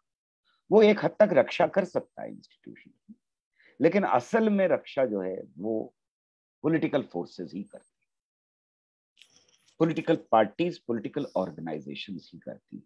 एक आम शहरी हिफाजत नहीं कर सकता इंस्टीट्यूशंस की किसी भी समाज के अंदर, चाहे वो रैशनल हो, चाहे वो इरेशनल हो, चाहे वो डेमोक्रेटिक हो, चाहे वो फैशिस्टिक हो। एक आम आदमी उनकी हिफाजत नहीं कर सकता। तो ये हिफाजत की जिम्मेदारी तो जो पावर में है या जो पावर स्ट्रगल का हिस्सा है वो ही कर सकते हैं। लेकिन इसका रिश्ता, गहरा रिश्ता समाज से जहां जोड़ता है, वहां ये है मेरी समझ और अब तक की जो मेरी रिसर्च का भी हिस्सा रहा है, तो मेरा ख्याल ये है कि एक आम इंसान जो है किसी भी ऐसे समाज में, इस तरह का हमारा डेवलपिंग कंट्री की बात ज्यादा मैं कर रहा हूं, पर ये सच है बाकी और समाजों के ऊपर भी, कि एक आम आदमी दोनों तरह के विचारों के साथ जीता है। कंप्लीटली इरेशनल विचार, धर्म भी है उसमें, मिथ्स भी है, सुपरस्टिशंस भी है, वगैरह वगैरह। उसके अंदर म्यूजिक भी है, उसके अंदर शायरी का एप्रिसिएशन भी है, और वो सारी चीजें जो जिनका रैशनैलिटी से सीधा कोई ताल्लुक। और दूसरी तरफ वो कंप्लीटली रैशनल होता है। मैं जब कोई वर्कशॉप लेता हूं तो बच्चों से कोई ये एग्जाम्पल देता हूं कि एक शादी जो ट्रेडिशनल होती है हमारे यहाँ, उसमें एक आम आदमी ये फैसला कि क्या मेन्यू होगा ये आजकल पंडित को पूछ के नहीं लेता, मुल्ला को नहीं पूछता। वो कौन सी जगह की जाएगी, कौन सा हॉल बुक कराया जाएगा, वो भी पंडित से नहीं पूछता। कुछ होंगे जो बाबाओं से पूछते हैं, उनकी बिना इजाजत के नहीं, लेकिन आम आदमी की मैं बात कर रहा हूँ, वो नहीं पूछता। तो इसमें वो कंप्लीटली रैशनल होता है, अपनी जेब देखता है कि मेरी जेब कितनी गहरी है। लेकिन जैसे ही फेरों का या उसका मामला आता है, क्या नाम है, निकाह का, तो फिर वो डिपेंडेंट हो जाता है। तो ये सारी चीजें बहुत ही हार्मनी के साथ एक आदमी की जिंदगी का हिस्सा होती है, और वो कब एक पाले से दूसरे पाले में जा रहा है उसको कोई कॉन्ट्रडिक्शन दिखाई नहीं देता। ये बहुत ही पीसफुली एग्जिस्ट करती हैं रैशनैलिटी और इरेशनैलिटी एक आम आदमी की जिंदगी। जहां तक सोशल उसका सवाल है, सोशल एक्सप्रेशंस का सवाल है, इन इस तरह के कॉन्ट्रडिक्शंस का, उसमें पॉलिटिकल पार्टीज का और सिविल सोसाइटी का बहुत बड़ा रोल है। अगर पावर ग्रैब कर ली है तो मीडिया के ऊपर आपका कब्जा है, आपका कब्जा बाकी सारे इंस्टीट्यूशंस के ऊपर है, और आप इनका इस्तेमाल कर सकते हैं। वो आ, आ, आ, जो कॉग्निटिव मैप है, अगर मैं उसको कहूं, कॉग्निटिव मैप के उस हिस्से को एनलार्ज करने के लिए जो कंप्लीटली इरेशनल, जो हमें प्राइम मिनिस्टर की पहली स्पीच से दिखाई दे रहा है। उनके लिए ये सिर्फ पॉलिसी मैटर नहीं था, उनके लिए ये पॉलिटिकल प्रोजेक्ट था, कहना कि वो एनलार्ज कर दो हिस्सा, उसको एम्पलीफाई कर दो, जो कंप्लीटली इरेशनल है। ये हमें पाकिस्तान में बिल्कुल साफ तरीके से दिखाई देता है कि लगातार वहां के अवाम को की सोच के वो हिस्से जो कंप्लीटली इरेशनल थे, उनको एम्पलीफाई करने के लिए पॉलिटिकल पार्टीज ने क्या क्या पैंतरे नहीं बदले, और उसके लिए सारे इंस्टीट्यूशंस का इस्तेमाल किया गया। हमारी जो जिम्मेदारी वो ये है कि हम दूसरा हिस्सा जो कॉग्निटिव मैप का, उस स्ट्रक्चर का दूसरा हिस्सा है, उसको कितना एनलार्ज कर सकते हैं, हम कितना खड़ा हो सकते हैं उस आइडेंटिटी जिसकी मैं बात कर रहा हूं, जो साइंटिफिक टेम्पर के ऊपर बेस्ड आइडेंटिटी है इंडिया की, जिसमें सारी डाइवर्सिटी की रिस्पेक्ट मौजूद है, जिसमें साइंस एंड टेक्नोलॉजी को सीख करना, उसकी एप्लीकेशन, ये दोनों चीजें बहुत इंपॉर्टेंट है, उस आइडेंटिटी का हिस्सा है। हम उस हिस्से को कितना एनलार्ज कर सकते हैं, हम कितना इन्वोक कर सकते हैं इस बात को कि रैशनैलिटी तुम्हारी जिंदगी के लिए भी बेहतर है और मुल्क की जिंदगी के लिए भी बेहतर है। ये मुश्किल प्रोजेक्ट है। और इसमें एक बात और जोड़ना चाहूंगा कि मुश्किल क्यों? मुश्किल इसलिए है कि एक इंसान, आम शहरी, बड़ा हो, बच्चा हो, बूढ़ा हो, वो जब सुबह आंख खोलता है तो घर में कोई ना कोई मैसेज जो है वो completely irrational message based on some idea of religion, उससे आंख खुलती है। बाहर निकलते हैं तो मंदिर एक मैसेज दे रहा होता है, दरगाह या कोई और मैसेज दे रहा होता है, स्कूल पहुंचते हैं, कॉलेज पहुंचते हैं, अपनी लेबोरेटरी में जानते हैं, वहां हमको मैसेजेस मिल रहे होते हैं। ये मैसेजेस का बम्बार्डमेंट है, खासतौर से इंडिया में। हमारे मुल्क में कहीं ज्यादा है ये बम्बार्डमेंट, और इससे लड़ना आसान काम है, यहां से निकालना एक आम आदमी को आसान काम। कहीं रास्ते में, घर में, बाहर निकल करके वो आइंस्टाइन या सीवी रमन की फोटो नहीं देख रहा होता है, टेक्नोलॉजी जरूर देख रहा होता है, लेकिन साइंस नहीं देख रहा होता। साइंस का मैसेज उसे कहीं नहीं मिल रहा। इसलिए ये काम बहुत मुश्किल काम, और शायद हमें कई साइकिल्स में हम आगे बढ़ पाए, और वो सेक्शंस जो जिनकी मैं बात कर रहा था, वो अपने को जो असर्ट कर रहे हैं आज की डेट में, पावर बैलेंस की वजह से जो घबराए हुए, उन सेक्शंस से लड़ना आसान नहीं होगा। वो साइकिल में शायद आते और जाते रहेंगे। पर मतलब एक और वन लाइनर है, मैं वन लाइनर अच्छे नहीं समझता, लेकिन ये जरूर है कि बहुत अंधेरे वक्तों में भी एक दिया शायद अंधेरा हटा ना पाए, लेकिन अंधेरे का नुकसान बहुत कर देता है। सही बात है। हमारे बीच में एनडी पंचोली साहब हैं। सर, आप मैं चाहूंगी कि आप भी कुछ कमेंट करें।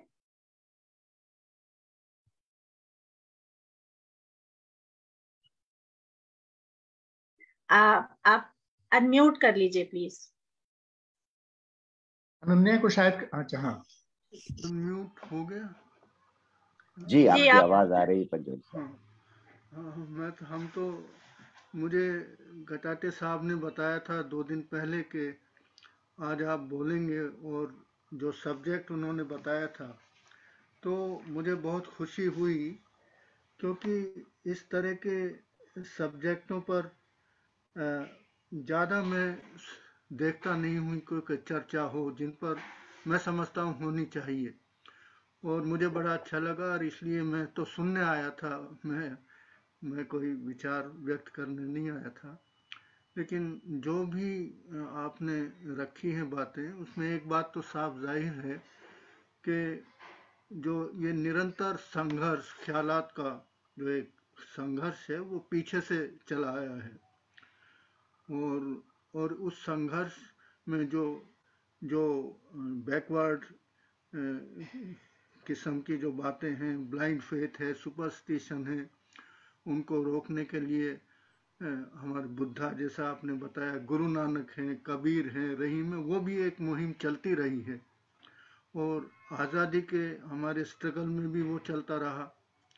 लेकिन जो साइंटिफिक टेम्पर की बात है, इक्वालिटी की बात है, फ्रेटर्निटी की बात है, लिबर्टी की बात है, वो धाराएं बहुत मजबूत रही हमारे फ्रीडम स्ट्रगल में। और जिस तरह के जो आप कहते हैं, जिन लोगों ने जो नहीं बिलीव करते थे, उन्होंने भी दस्तखत किए संविधान पे, लेकिन वो भी लोग थे वहाँ, लेकिन उनकी हिम्मत नहीं पड़ी कि उन धाराओं को वो उसका सामना कर सकें या रोक सकें जो संविधान बना।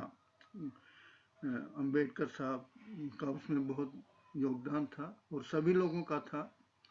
तो अब जो अभी जो बात आई पॉपुलर डेमोक्रेसी, और ये तो पॉपुलर डेमोक्रेसी में किस तरह से जो हमारे ब्लाइंड फेथ और सुपरस्टिशन की जो समाज के अंदर एक तरीके से एक वर्चस्व है, उनका एक पोजेशन है उस पर, और जो हम देखते हैं कि एक प्राइम मिनिस्टर इस तरह की बातें कर जाए और उस पर लोग जो उस बड़े खुश हों, या एक प्राइम मिनिस्टर कह दे करे थालियां बजाओ और सारे लोग थालियां बजाने लगे। तो ये जो अंधविश्वास, अंधभक्ति, सुपरस्टिशन, ये लड़ाई तो एक लगातार पीछे से चलती रही है और हमें करनी पड़ेगी अगर हम इस डेमोक्रेसी को मजबूत करना चाहते हैं। लिबर्टी, फ्रेटर्निटी, इक्वालिटी, इन वैल्यूज को हम मजबूत करना चाहें, वो है समाज के अंदर है। हमने देखा है जब उभरती हैं, जब वो कोई समय में तो इमरजेंसी में किसी ने भी सोचा भी नहीं होता कि भाई वो ये लड़ सकेंगे या इमरजेंसी खत्म होगी या जो कांग्रेस सरकार है वो उसको हटाया जा सके, लेकिन लोग निकले। और जब सब जगह अंधेरा नजर आता था तो अचानक से किसान मूवमेंट 2 साल पहले उभरती है। क्या मतलब मजबूत हैं वो वैल्यूज हमारे समाज के अंदर जो पीछे से चली आ रही हैं, कबीर, नानक, बुद्धा। तो वो कभी ना कभी उनको हटाना या उनको दबा देना इतना आसान नहीं है, वो दबेगी भी नहीं। हमें उनको उनके साथ चलना है, उनको मजबूत करना है, उनको उभारना है। तो उनको आपने सही कहा, उनको दबाने की कोशिश की जा रही है, जो वो घबरा भी रहे हैं। लेकिन ये हम लोगों का जो साइंटिफिक टेम्पर का सोचते हैं, उसमें बिलीव करते हैं, ये हमारा एक तरीके से फर्ज बन जाता है कि हम किस प्रकार से इन ताकतों को और मजबूत करें और उभारें। बस मैं इतना ही कह सकता हूँ। धन्यवाद। थैंक यू पंचोली साहब। सम्यक, आप अगर हैं यहाँ तो अपनी बात अगर खुद रख सकते हैं। और सम्यक, आप हैं यहाँ पे, आपने चैट बॉक्स में लिखा है, आप अगर खुद इस बात को रखना चाहें तो। जी कॉमरेड, सलाम सबको। मैं पिछले 3 साल से दिल्ली में था। मैं जन नाट्य मंच के साथ जुड़ा हुआ था, यहाँ नुक्कड़ नाटक करता था। और एक चीज जो मैंने देखी काफी उससे कि हम किसी भी इलाके में जाते थे, वो वहाँ का ओरिएंटेशन कुछ भी हो, लोग आते थे, क्या कहते हैं, नाटकों को देखते थे और सहमति असहमति बाद में आती थी। पहले होता था कि वो आके सुन रहे हैं, वो एक स्टेप जो होता है ना एक्सेप्टेंस वाला, वो वहां पे था। मैं अभी 6 महीने पहले इलाहाबाद में मैंने जो है एमएससी शुरू करी है कॉग्निटिव साइंस में, और मैं इस उम्मीद में था कि अगर मैं एक साइंटिफिक डिपार्टमेंट में जा रहा हूँ, एक रिसर्च के डिपार्टमेंट में जा रहा हूँ, तो किसी भी तरह के बायस से अगर कोई दूर हो सकता है तो वो वैज्ञानिक हो सकते हैं, अगर मैं गलत ना हो तो। पर वहां पे भी और मैं ये मानता हूँ कि ठीक है, जिस तरह का जो है वहां पे स्टूडेंट्स का जो जरिया था जो है प्रोटेस्ट करने का 400% फीस हाइक के खिलाफ, जो तो पुलिस ने उन पे डंडेबाजी की, जिस तरह उनको एंटेगनाइज किया गया। पर मेरे डिपार्टमेंट में भी ऐसी चर्चाएं उठती थी, एंटेगनाइज किया जाता था कि क्या जरूरत है ये 400% फीस हाइक, मतलब क्योंकि कह रहे थे कि 2002 के बाद से कभी जो है फीस हाइक नहीं हुई है, तो अभी इतनी कम फीस थी, थोड़ी सी बढ़ा भी दी तो क्या दिक्कत है। मतलब एक ऐसी जगह पे जहाँ पे सेंट्रल यूनिवर्सिटी में, जहाँ पे लोगों को समझना चाहिए कि जो लोग खाने का पैसा नहीं होता तो अपने गांव से जो है प्रतापगढ़ वाली साइड से, प्रतापगढ़ आजमगढ़ से जो है बोरे उठा के लाते थे खाना के, चावल के, ताकि जो है खाने के पैसे बचे। उन लोगों के लिए बेशक दिक्कत है वो एक, पर वहाँ उस तरह का प्रोग्रेसिव माहौल यूनिवर्सिटी में तो बिल्कुल नहीं रहा है। एक कोशिश की थी मैंने कि जिस तरह जन नाट्य मंच जो है यहाँ बखूबी जो है नाटक कराता है, लोगों के बीच जाके अपनी बात रखता है, वो वहां पे नहीं हो पाता है, क्योंकि इससे पहले कि कोई अपनी आवाज रखे वहां पे जो ऑपोजिंग फोर्सेस है वही आके जो है इंटिमिडेट कर देते हैं।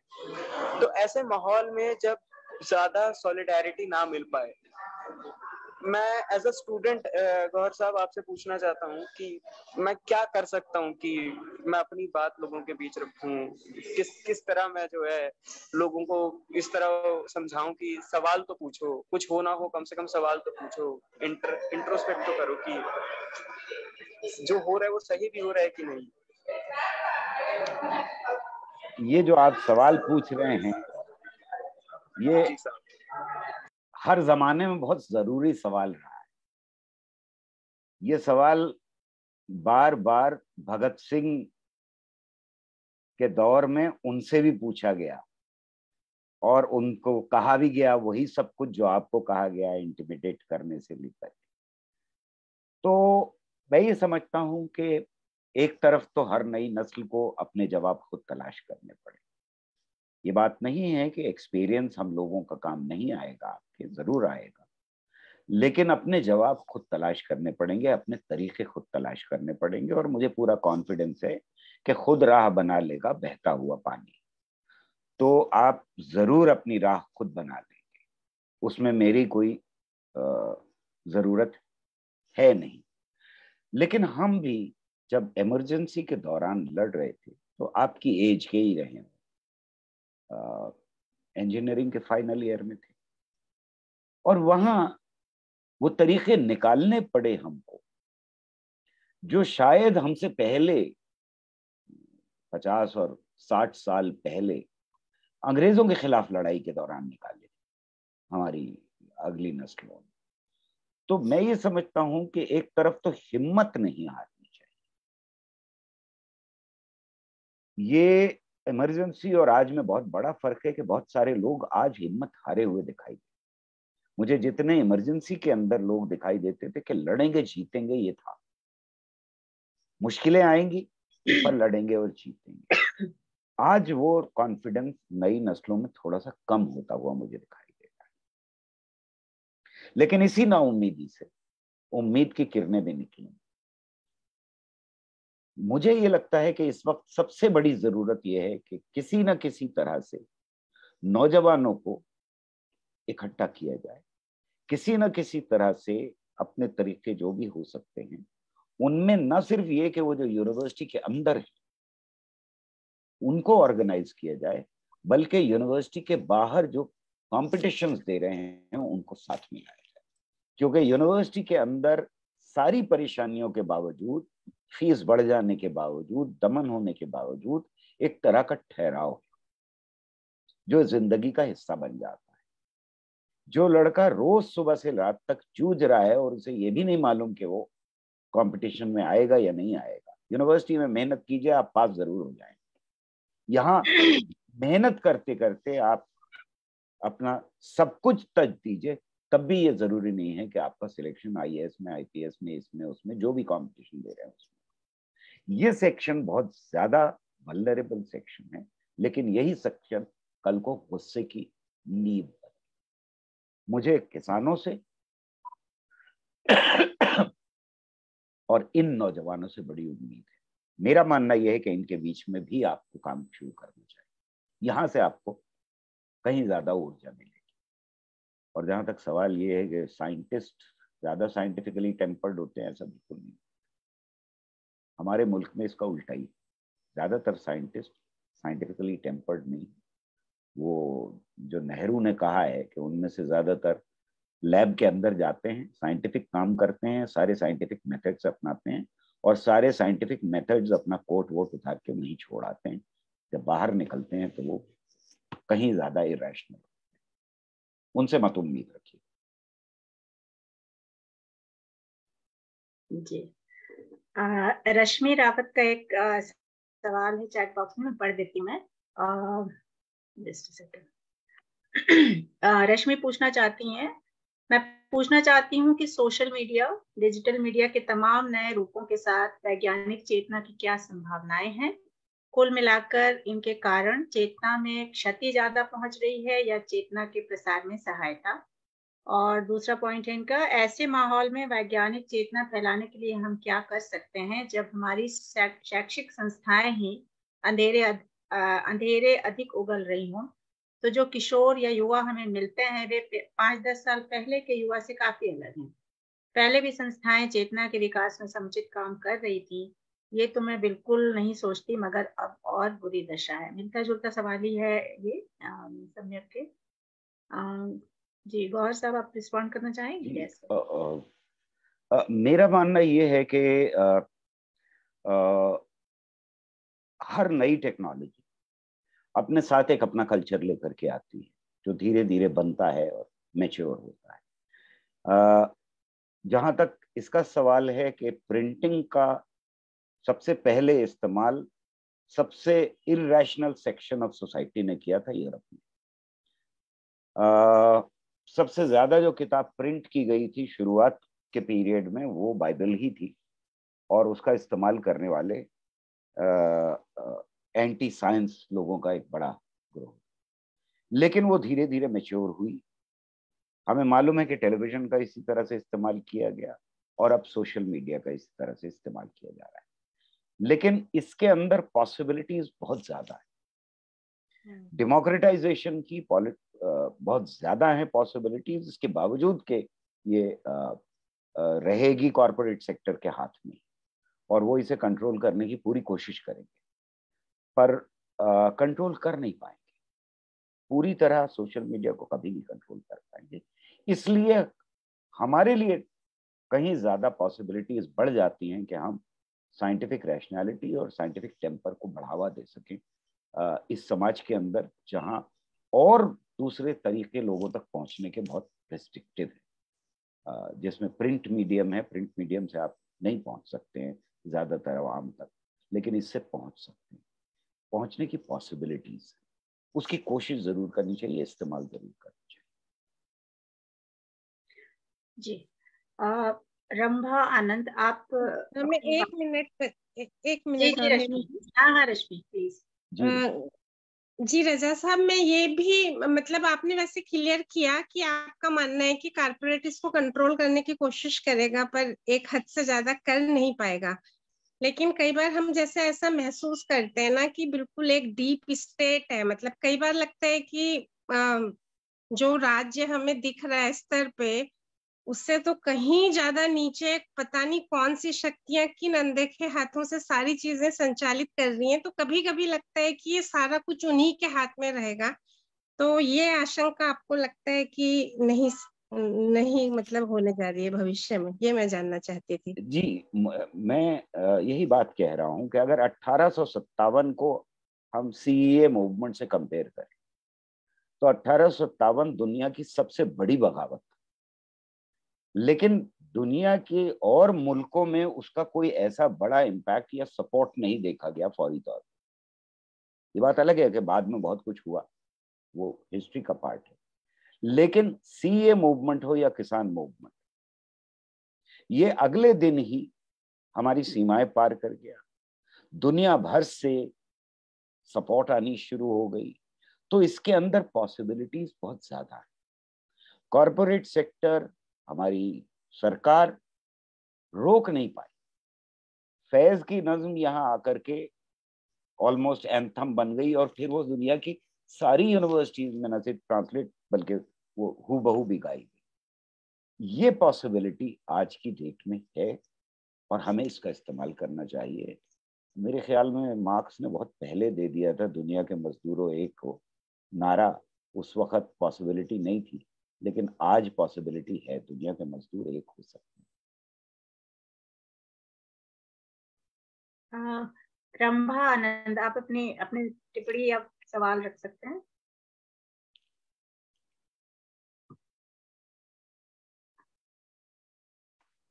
शायद उन तक आवाज नहीं आ रही। मैं अपने सीनियर कॉमरेड सुभाष कताड़े जी को बोलूंगी, तो आप कुछ टिप्पणी रखना चाह रहे थे। बहुत बहुत शुक्रिया गौर साहब, बहुत बढ़िया प्रस्तुति के लिए।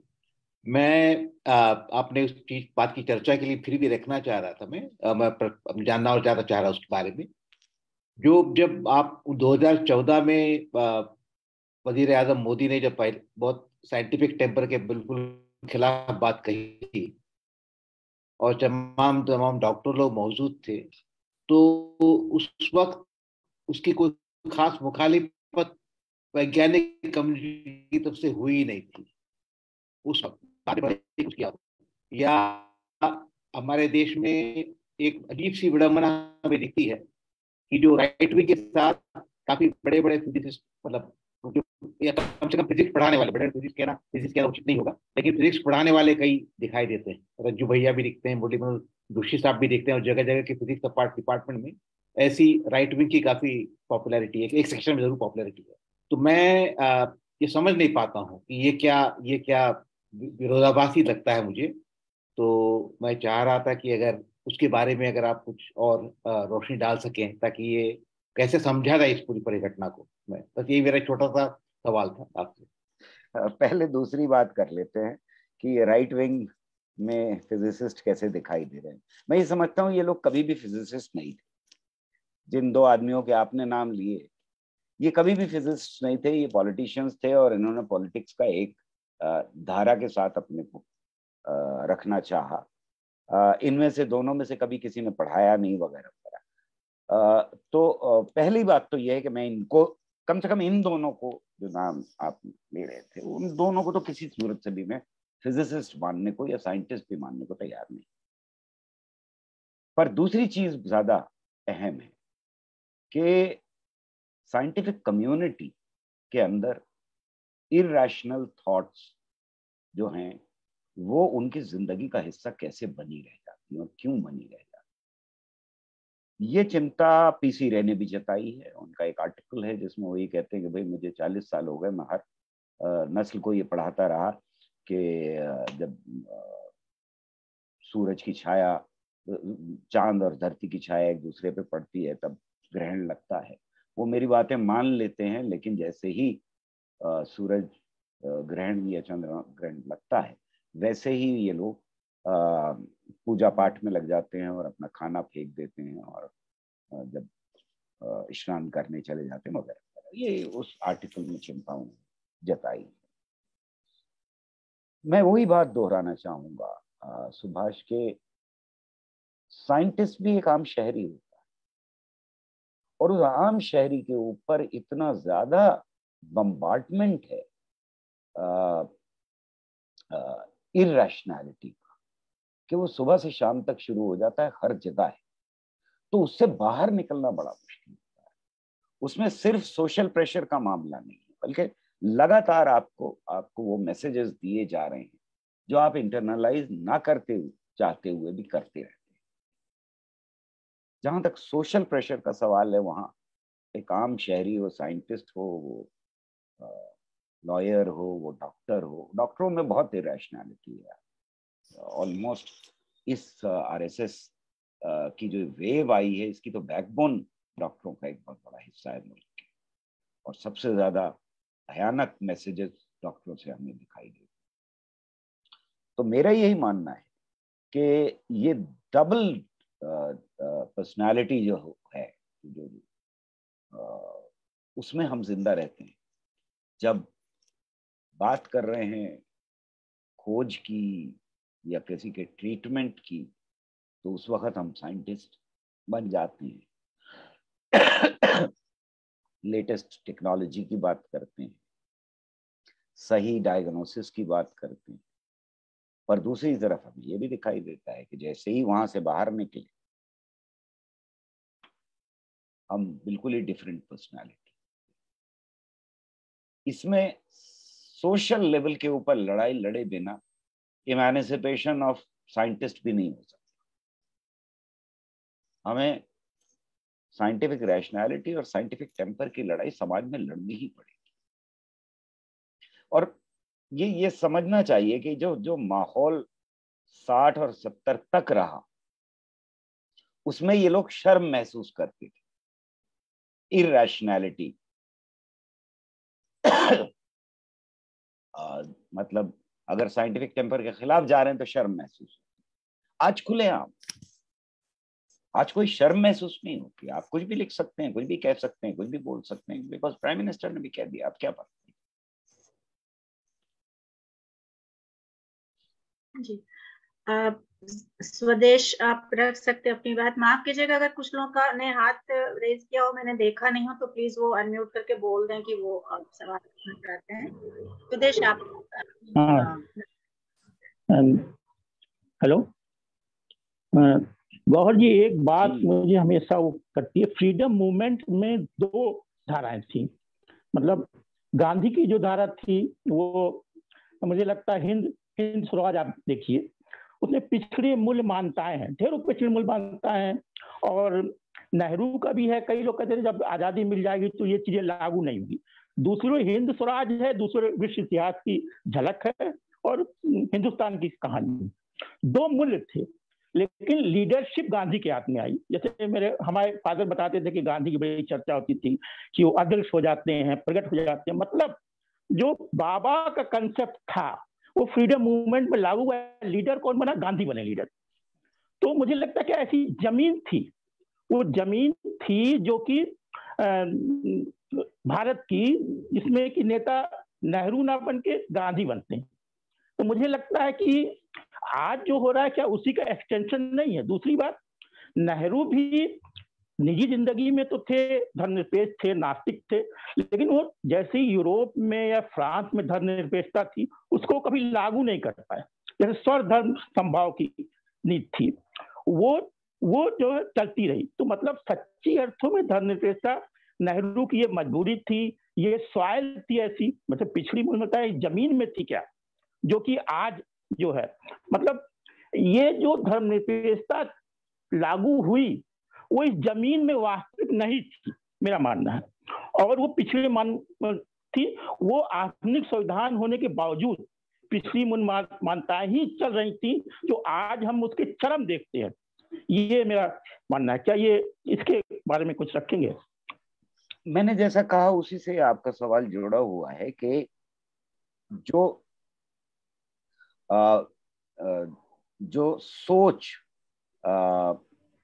यूरोप से हम तक पहुंची थी, जिसका हिस्सा सेक्युलरिज्म था, उसको डेफिनेटली गांधी ने एक नया टर्न दे दिया था हिंदुस्तान में। और उसके लिए जरूरी था, क्योंकि गांधी पॉलिटिशियन थे, नेहरू भी पॉलिटिशियन थे, और उनको हर एक आदमी को जोड़ने के लिए कॉम्प्रोमाइज गांधी को करना पड़ा। एक तरफ वो कह रहे थे अनटचेबिलिटी सबसे बड़ा अभिशाप है, और दूसरी तरफ ये कह रहे थे कि सर्वधर्म संभाव होना चाहिए। अगर सर्वधर्म संभाव करना है आपको तो फिर अनटचेबिलिटी भी उस धर्म का हिस्सा होती है, वगैरह वगैरह। वो एक पूरी लंबी डिबेट है, लेकिन ये डाइल्यूशन अलग अलग जगह होगा।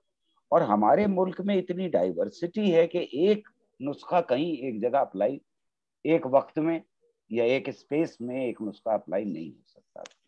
तो बहुत सारे कॉम्प्रोमाइजेस हैं, इसमें कोई शक की बात नहीं। पर यह भी सच है कि इसी डिबेट के अंदर एक बड़ा कंसेंसस है। गांधी कभी भी रैशनैलिटी के खिलाफ खड़े नहीं हो रहे।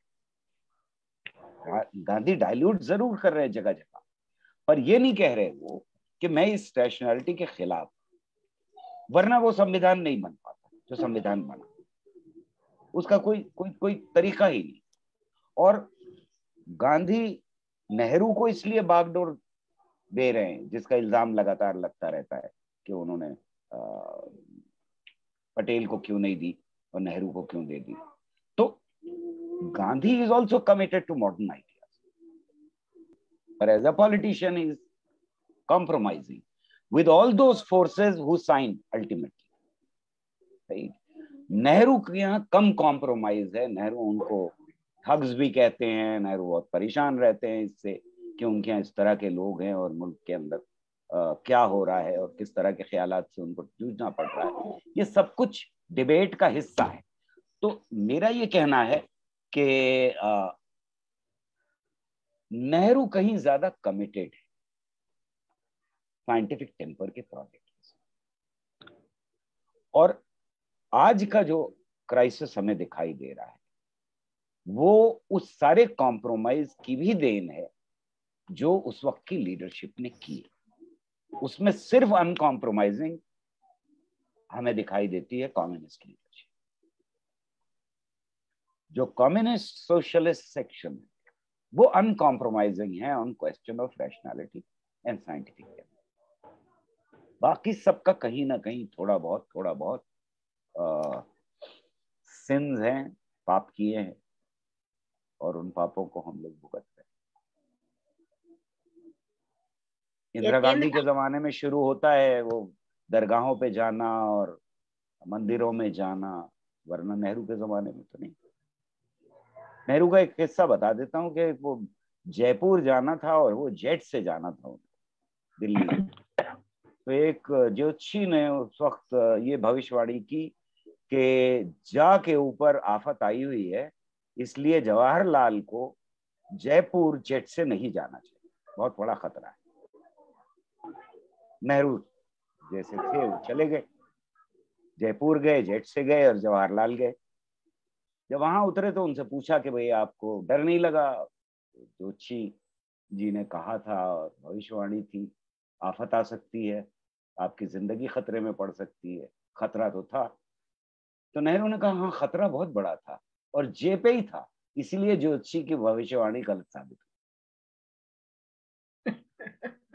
पे ही था।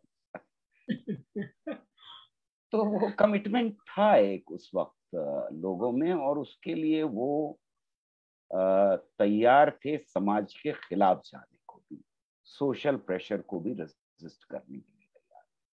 आज की लीडरशिप उसी के साथ बह रही है, बल्कि उसका कमिटमेंट है कि वही थॉट स्ट्रक्चर का वही हिस्सा एनलार्ज किया जाए जो इरेशनल है। यतीन्द्र, आप अपना सवाल रखो। हाय, मेरा सवाल थोड़ा सा टेक्निकल है। अभी मैं दिल्ली में कॉग्निटिव साइंस पढ़ रहा हूँ। तो मैं पूछ रहा था कि जैसे हर डेवलपिंग और डेवलप्ड नेशन में एक कॉग्निटिव साइंस विंग हर सरकार के पास पॉलिसी मेकिंग में कुछ ना कुछ इस तरह का है ही पहले से। एक तो दो सवाल हैं कि एक तो इधर भी कुछ कुछ तो इनिशिएटिव हो ही रहे हैं, मतलब सब चीज़ों के साथ साथ, जिसमें हम पब्लिक पॉलिसी मेकिंग में लोगों के डिसीजन मेकिंग और इन सब को इंक्लूड कर सकें। दूसरा कि किस तरह के सवाल जो कॉग्निटिव साइंस के अंदर उठते हैं यूजुअली, और जो कि लोगों के मन से रिलेटेड हैं, वो पॉलिसी मेकिंग में हेल्पफुल हो सकते हैं। एक तो ये मैं पूछना चाहता हूँ, और दूसरा कि अगर इंडिया में ऐसा कुछ होता है सारी चीज़ों को मद्देनजर रखते हुए, क्या ये सही रास्ता है या क्या इसकी ज़रूरत आपको भी महसूस होती है? बस यही। लोगों के मन में क्या है, वो कॉग्निटिव साइंसेस के थ्रू हो या पॉलिटिकल प्रोसेस के थ्रू हो या पार्टी स्ट्रक्चर के या समाज के अंदर जो इंस्टीट्यूशंस हैं उनके स्ट्रक्चर्स के थ्रू हो, ये जानने की जिज्ञासा हमेशा ही रहेगी, और पॉलिटिकल पार्टीज को सबसे ज्यादा रहेगी। इसीलिए सब कुछ होने के बावजूद जो एग्जिट पोल है वो सबसे ज्यादा देखे जाने वाली चीज होती है। उस पर कोई यकीन नहीं है, उसका बहुत क्रिटिसिज्म है, स्टेटिस्टिकली आप प्रूव नहीं कर सकते कि वो कुछ भी प्रिडिक्ट कर सकता है, वगैरह वगैरह। उसके बावजूद वो देखा जाता है। तो वो मन जानने की या भविष्य जानने की जो जिज्ञासा है वो पॉलिटिकल पार्टी में सबसे ज्यादा होती है। परेशानी कहाँ आती है? परेशानी इसमें आती है कि जब एक फैशिस्टिक सरकार कब्जा कर ले तो वो मन जानने के लिए नहीं करती, वो मन कंट्रोल करने के लिए इसका इस्तेमाल करती। एक डेमोक्रेटिक सरकार अगर मौजूद है तो वो मन जानने की कोशिश करती है और उसके बहुत तरीके अपनाती है, कोई एक तरीका नहीं।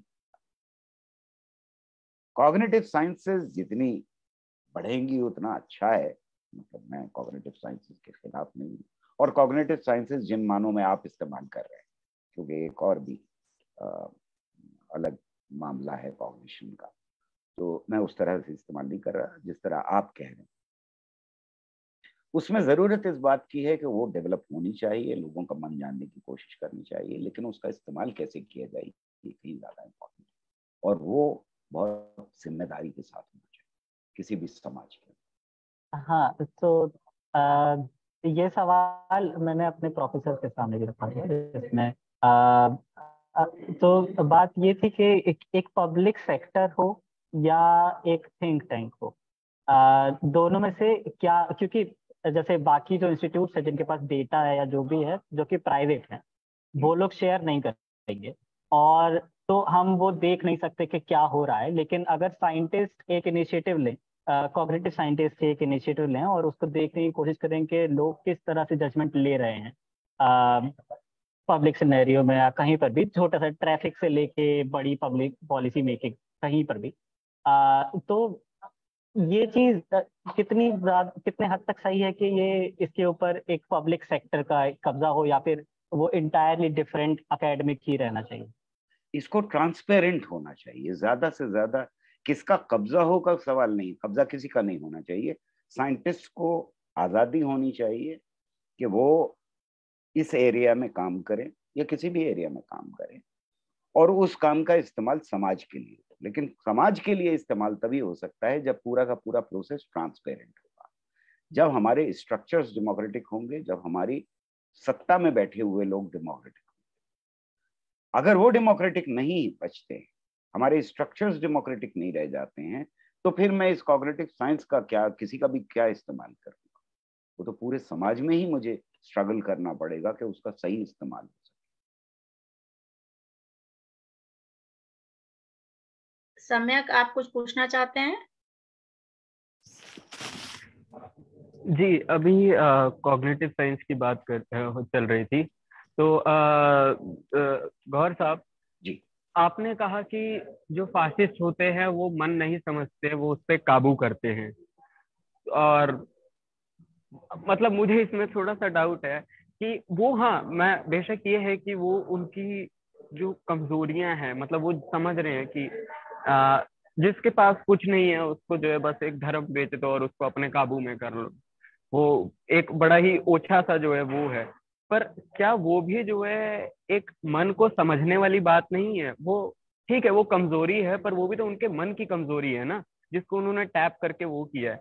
और इससे लड़ने के लिए हम ऐसी कौन सी मतलब मानसिक ताकतों को कैसे हम, how do we give them a call, इसको, इससे लड़ा कैसे जाए? क्या इसका एंटी हो सकता है? लड़ा कैसे जाए का जवाब मेरे पास डेफिनेटली नहीं है। मैं दोबारा से कह रहा हूँ ये बात, हर नई नस्ल को इससे लड़ने के लिए, साइंटिफिक टेम्पर क्रिएट करने के लिए अपने रास्ते खुद खोजने होंगे। पुराना जो कुछ इतिहास है सबको परखना होगा, देखना होगा कहाँ गलती हुई, कहाँ सही था, क्या कदम आगे बढ़ाना चाहिए और किस कदम को पीछे हटाना चाहिए, ये खुद तय करना पड़ेगा हर नई। जहां तक इसका सवाल है, मैंने ये नहीं कहा कि फैशिस्ट जो है वो मन जानने की कोशिश नहीं करता, मन कंट्रोल करने की कोशिश करता है। वो मन इसलिए जानना चाहते हैं कि वो उसे कंट्रोल कर सके। कंट्रोल समाज के अंदर आजादी के, इंडिविजुअल और कलेक्टिव आजादी के खिलाफ। हमें एक ऐसे समाज की तरफ लगातार बढ़ने की कोशिश करनी चाहिए जहां ज्यादा से ज्यादा आजादी। ये ख्वाब जो है वो अपने अंदर जरूरी ख्वाब है किसी भी समाज के प्रोग्रेस के लिए, और इसलिए हम फैशिस्ट के खिलाफ। फैशिस्ट के खिलाफ बिला वजह नहीं होना चाहिए, वजह मालूम होनी चाहिए कि हम के खिलाफ। हमारा ख्वाब जो है वो इंसानी आजादी का ख्वाब है, कलेक्टिव और उसके साथ साथ इंडिविजुअल आजादी। और इसी का हिस्सा है दूसरे की रिस्पेक्ट। बिना दूसरे की रिस्पेक्ट के, डाइवर्सिटी की रिस्पेक्ट के, मैं डाइवर्सिटी की टॉलरेंस की बात नहीं कर रहा। टॉलरेंस बिल्कुल अलग कॉन्सेप्ट है। रिस्पेक्ट, हम उसकी इज्जत करें दूसरे की, कि तुम हमसे फर्क हो, ये बहुत अच्छी बात है कि तुम हमसे फर्क, बजाय इसके कि हम कहें कि तुम्हारे यहाँ जो दाल में तड़का लगता है वो बहुत खराब है, हमारे यहाँ जो लगता है वही सही है। तो ये जो आजादी है और ये रिस्पेक्ट एक दूसरे के लिए, ये बहुत जरूरी चीज है। फैशिस्ट इसके खिलाफ, और इसलिए उनके खिलाफ लगातार संघर्ष करना बहुत जरूरी है। और कोई रेडी सोल्यूशन कहीं घोल होगा, ORS लोगों को पिला दिया जाए और वो सब ठीक हो जाए, ऐसा नहीं होता। ये संघर्ष चलेगा। अगर मैं रूपाली में थोड़ा इंटरवीन करूं तो जो बातचीत जो कॉग्निटिव साइंस के हवाले से चल रही है उसके एस्पेक्ट्स साइंस इन जनरल पे लागू होते हैं, और गौहर साहब ने उसका बहुत अच्छा जवाब दिया है। उनके पूरे टॉक में भी वो इम्प्लिसिट था कि ये जो प्रोजेक्ट है वो एक तरह का पॉलिटिकल प्रोजेक्ट है कि साइंस का कैसा इस्तेमाल होगा। तो साइंटिफिक टेम्पर कहाँ तक बैठेगा समाज के अंदर, ये भी पॉलिटिकल प्रोजेक्ट है। और अच्छे से अच्छे साइंस का बुरे से बुरा इस्तेमाल होगा अगर बुरी ताकतें जो हैं वो सत्ता में हैं। तो ये तो एक बात हुई। लेकिन मैं एक दूसरी बात इसमें जोड़ना चाहूंगा कि विज्ञान जो है वो अपने उपयोग से परिभाषित होगा या विज्ञान विज्ञान से परिभाषित होगा, यानी हकीकत से, सच से, प्रकृति से, रियलिटी से परिभाषित होगा। तो दूसरे छोर से भी कभी कभी दूसरे प्रकार की गलतियां होती हैं हम लोगों की तरफ से। जो प्रगतिशील तबका है वो भी आम तौर पर विज्ञान को उसके उपयोग से उसका मूल्यांकन करने लगता है। वो कहता है कि क्या एक गरीब देश के लिए क्या जरूरी है कि वो कॉस्मोलॉजी पर या पार्टिकल फिजिक्स पर पैसा खर्च करे। लोग यहाँ गरीब हैं, भूखों मर रहे हैं, इतनी समस्याएं हैं, और वो विज्ञान किस काम का जो गरीबी दूर करने में नधा न हुआ हो। तो ये इस तरह का जो पॉपुलिज्म एक तरह से लगाया जाता है विज्ञान को तौलने में, प्रगतिशील तबकों की तरफ से जो नेतृत्वकारी शक्तियां हैं या समझदार लोग हैं या जो इंटेलेक्चुअल और सांस्कृतिक लीडर्स और एक्टिविस्ट हैं, उनको भी इस उपयोगितावाद से परहेज करना चाहिए, क्योंकि ये उपयोगितावाद की वही विज्ञान अच्छा है जिसका इस्तेमाल अच्छा हो सके। ये एक तरह के पॉपुलिज्म को या विज्ञान, एक तरह से कहें कि ये वैज्ञान साइंटिफिक टेम्पर को समाज में बैठने में थोड़ा बाधा ही बनता है अगर आप विज्ञान को उसकी उपयोगिता तक समेट दें। तो विज्ञान जो है वो एक पद्धति है, वो एक दर्शन है, वो एक तरीका है, और वो ऑब्जेक्टिव है, ट्रूथफुल है, क्योंकि नेचर से सवाल पूछता है या हकीकत से सवाल पूछता है, और हकीकत जो जवाब देता है उसको ईमानदारी से मानता है और उसको कोडिफाई करने की, उससे उसके दूसरे कॉन्सिक्वेंसेस निकालने की वो कोशिश करता है। ये विज्ञान की समझ भी हम लोगों को ध्यान में रखना चाहिए। और इसमें जो है बहुत अच्छा काम करते हुए भी जो साइंस के पॉपुलराइजेशन के मूवमेंट चले हैं अपने देश में, उनकी एक सीमा भी रही है कि एक तो उनका काम था कि सुपरस्टिशन से लड़ना, तो जितना जादू दिखा के लोगों को सुपरस्टिशस बनाया जाता है वैसा ही वो जादू दिखा करके लोगों को साइंटिफिक बनाना चाहते हैं या कम से कम सुपरस्टिशन को काटना चाहते हैं। एक हद तक मैं मानता हूं ये करना हो सकता है जरूरी हो, लेकिन जितना विज्ञान का जोर आंदोलन हुए हैं अपने यहाँ, भारत जन विज्ञान जत्था रहा है और बहुत सारे जो किशोर भारती से लेकर दुनिया भर के आंदोलन रहे हैं, उन सब का जोर ज्यादा आंखों के सामने कुछ करके दिखा देने का रहा है। और जो वैज्ञानिक पद्धति है, वैज्ञानिक सोच है, जो तार्किकता है, उसका क प्रचारित करने पर कम जोर रहा है। तो ये जो उपयोगितावाद प्रगतिशील तबकों की तरफ से भी विज्ञान के बारे में है, ये भी कभी कभी अड़चने पैदा करता है।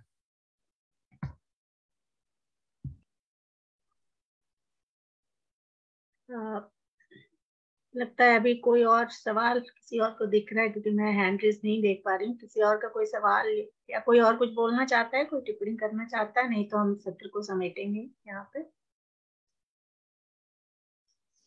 और साहब आप कुछ और कहना चाहेंगे या नहीं, सारी बातें हो चुकी हैं और बहुत रवि ने बहुत खूबसूरत कंक्लूजन दिया है। I think it was necessary, इसकी जरूरत थी कि तो हम आज का ये सत्र यहीं खत्म करते हैं और गौहर साहब को बहुत बहुत शुक्रिया अदा करते हैं, लेकिन उनसे ये एक वादा भी ले लेते हैं कि हम बुलाते रहेंगे आपको और आप ये वादा करेंगे कि आप आते रहेंगे, क्योंकि इतनी अच्छी तरह से बात रखने के लिए और इतनी मतलब आकर्षक तरीके से बात रखना और बहुत ही अच्छा लगा। तो हम आपसे ये वादा ले लेते हैं, आपके बिहाफ पे हम खुद ही ले लेते हैं आपसे। मेहरबान हो के बुला लो मुझे चाहो जिस दम, मैं गया वक्त नहीं हूँ कि फिर आ भी न सकूं। क्या बात है, क्या बात है। क्या खूब साहब, क्या खूब। बहुत शुक्रिया गौर साहब, और आप सभी जो यहाँ आए आप सबका भी बहुत आभार। Thank you so much.